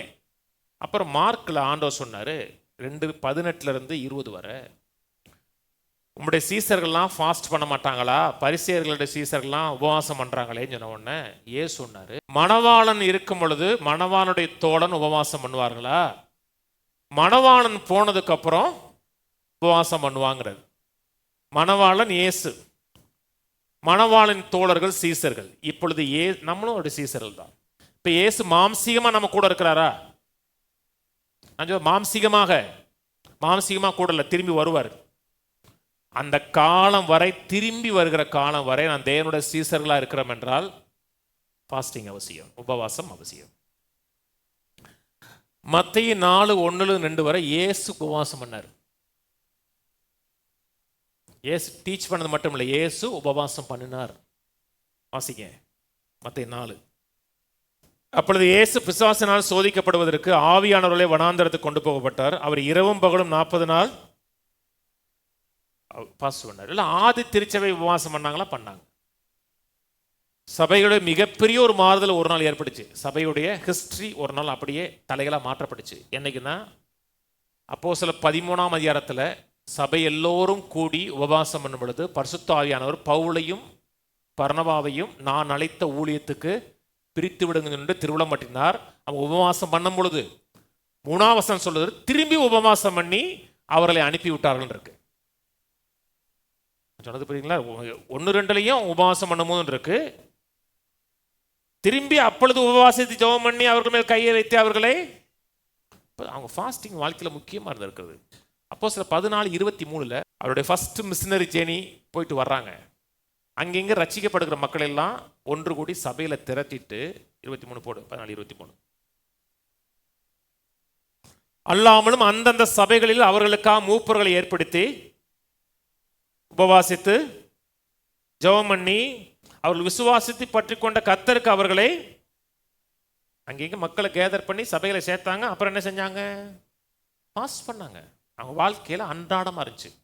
அப்போஸ்தலன் பவுல் சொல்றாரு 2 கொரிந்தியர் 6, 2 கொரிந்தியர் 11 அநேக முறை உபவாசம் பண்ணுங்கிறார். அப்போ அவங்க வாழ்க்கையில் ஃபாஸ்டிங் முக்கியமாக இருந்துச்சு. நான் சொன்னது புரியுதுங்களாங்க? தேவன் ஒரு காரியத்தை நம்ம வாக்கு பண்ணியிருக்கிறார் என்றால், வாழ்க்கையில் நிறைவேற வேண்டும் என்று நம்ம வாஞ்சிக்கிறோம் என்றால், இதுவரை அல்லாத தேவனை தேடணும், தேவன் சமூகத்தில் நேரம் செலவழிக்கணும். வாரத்துக்காச்சும் அட்லீஸ்ட் மாதத்துக்கு ஒரு நாளாச்சும் ஒருவேளை சாப்பாடு கட் பண்ணுங்க. ஒருவேளை கட் பண்ணுங்கன்னா காலையில் 8-9 மணிக்கு நல்லா கட்டியாக பூஸ்ட் சாப்பிட்டுட்டு இருக்கக்கூடாது. நத்திங் நோ சொல்லிட்டு தண்ணி மட்டும் குடிங்க. இது கத்தரை தேடுறோம், கர்த்தருடைய முகத்தை தேடுறோம். என்னால் ஒன்றும் முடியாத ஆண்டவரே முற்றிலுமா சார்ந்திருக்கிறோம் என்பதற்கு ஒரு அடையாளம். கடைசி 2 வசனம் படி முடிப்போம். எரேமியா 33 போவோம். எரேமியா 33 9ஆம் வசனம். நான் அவர்களுக்கு செய்யும் நன்மையெல்லாம் கேட்க போகிற பூமியின் எல்லா ஜாதிகளுக்கு முன்பாக அது எனக்கு மகிழ்ச்சியுள்ள கீர்த்தியாகவும் புகழ்ச்சியாகவும் மகிமையாகவும் இருக்கும். நான் அவர்களுக்கு அருளி செய்யும் எல்லா நன்மை நிமித்தமும் எல்லா சமாதானத்தின் நிமித்தமும் இவர்கள் பயந்து நடுங்குவார்கள் என்று இஸ்ரவேலின் தேவனாய் கர்த்தர் சொல்லுகிறார். கீழே போட்டுவார். மனுஷன் இல்லாமலும் மிருகம் இல்லாமலும் அவாந்தர வழியாய் கிடக்கிறது என்று நீங்கள் சொல்லுகிற இவ்விடத்திலும் யூதாவின் பட்டணத்திலும் மனுஷனானாவது மிருகமாவது இல்லாத பாலான எருசலேமின் வீதிகளிலும் இன்னும் களிப்பின் சத்தமும் மகிழ்ச்சியின் சத்தமும் மணவாளின் சத்தமும் மணவாட்டியின் சத்தமும் சேனைகளின் கர்த்தரை துதியுங்கள், கர்த்தர் நல்லவர், அவர் கிருபை என்றும் உள்ளது என்று சொல்லுகிறவர்களின் சத்தமும் கர்த்தரோட ஆலயத்துக்கு சோத்திர பலிகளை கொண்டு வருகிற சத்தமும் கேட்கப்படும் என்று கர்த்தர் சொல்லுகிறார். அவர்கள் முன்னிருந்தது போல் இருக்கும்படி தேசத்தின் சிறையிருப்பை திருப்புவேன் என்று கர்த்தர் சொல்லுகிறார். சிறையிருப்பில் ஒரு முக்கியமான சிறையிருப்பு முக்கியமான காரியம் துதிகளின் சத்தத்தை தேவனுக்கு எடுக்கணும். ஃபாஸ்டிங்கில் தேவனை தேடுறோம்னா வாய் துதிக்கணும். சில நேரத்தில் கஷ்டம் வரும்போது துன்பம் வரும் பொழுது துதிக்க மனசு வராது. எல்லாரும் துதிக்கும் பொழுது நம்ம அப்படியே பிரச்சனைகளே நினச்சிக்கிட்டு இருப்போம். அந்த நேரத்தில் உங்கள் மனது எதை செய்யக்கூடாதுன்னு சொல்கிறதோ அதை செய்ய முடியாத மனமூந்து கர்த்தரை துதிக்கணும். துதிச்சு பாருங்க. துதியின் சத்தம் எப்போதெல்லாம் வாய்ஸ் ஆஃப் பிரேஸ் எப்பப்பெல்லாம் ஏற்படுகிறதோ அப்பப்போ ரெஸ்டரேஷன் நடப்பதற்கான சூழ்நிலைகள் கூட ஆரம்பிக்கும். ஒரு கடைசி ஒரு வசனம், சங்கீதம் 107, சங்கீதம் 107:1. கர்த்தரை துதியுங்கள், நல்லவர், கிருபை என்றும் உள்ளது. கர்த்தரால் சத்துருவன் கைக்கு நீங்களாக்கி மீட்கப்பட்டு கிழக்கிலும் மேற்கிலும் வடக்கிலும் தெற்கிலும் உள்ள பல தேசங்களிலிருந்து சேர்க்கப்பட்டவர்கள், அப்படி சொல்லப்பட்டவர்கள். கர்த்தருடைய சத்துருவன் கைக்கு நீங்களாக்கி மீட்கப்பட்ட மக்கள், அப்படி சொல்லக்கடவர்கள். எப்படி சொல்லக்கூடாது? கர்த்தர் நல்லவர், கிருபை என்றது மட்டும் இல்லை, மீட்கப்பட்ட மக்கள் மீட்கப்படுவாயாக என்று சொல்லணும். நாம் மீட்கப்பட்டிருக்கிறோம்ல என்று சொல்றாரு. சத்துருவன் கைக்கு நீங்களாக்கி மீட்கப்பட்டு வடக்கு தெற்கு தேசத்திலிருந்து சேர்க்கப்பட்டவர்கள், அப்படி சொல்லப்படும். எப்படி சொல்லப்படணும்? மீட்கப்படு என்று சொல்லணும். எதெல்லாம் மீட்கப்படாமல் இருக்கிறதோ அவைகளெல்லாம் இயேசு நாமத்தில் மீட்கப்படுவாயாக. சுகம் மீட்கப்படுவாயாக, பொருளாதார செழிப்பு மீட்கப்படுவாயாக, சமாதானம் மீட்கப்படுவாயாக என்று வாயை திறந்து சொல்லணும். முக்கியங்க, நீங்க சொல்லணும். இன்னொன்று, கர்த்தரை துதிக்கணும், கர்த்தருக்கு முன்பாக தாழ்த்தணும். தேவன் சொன்ன ஒரு வார்த்தை கூட தரையில் விழாது. நீங்க மாம்சீகமாக ஒன்றும் செய்ய வேணாம், உங்களை கஷ்டப்படுத்த வேணாம். கர்த்தருக்கு முன்பாக உங்களை தாழ்த்துங்க, ஜெபம் பண்ணுங்க. ஃபாஸ்டிங் என்ன? ஒரு பிளேஸ் ஆஃப் ரெஸ்ட், ஒரு இளைப்பாறுதலின் இடம். எதை குறித்து சிந்திக்காம, எதை குறித்தும் கவலைப்படாம, நான் கர்த்தரை நோக்கி பார்க்க போறேங்கிறதுக்கு ஒரு வாழ்க்கை முறை. அது இதுவரை இல்லைன்னா அட்லீஸ்ட் மாசத்துக்கு ஒரு நாள், அது குடலுக்கே நல்லதுங்கிறாங்க, தெரியுமா?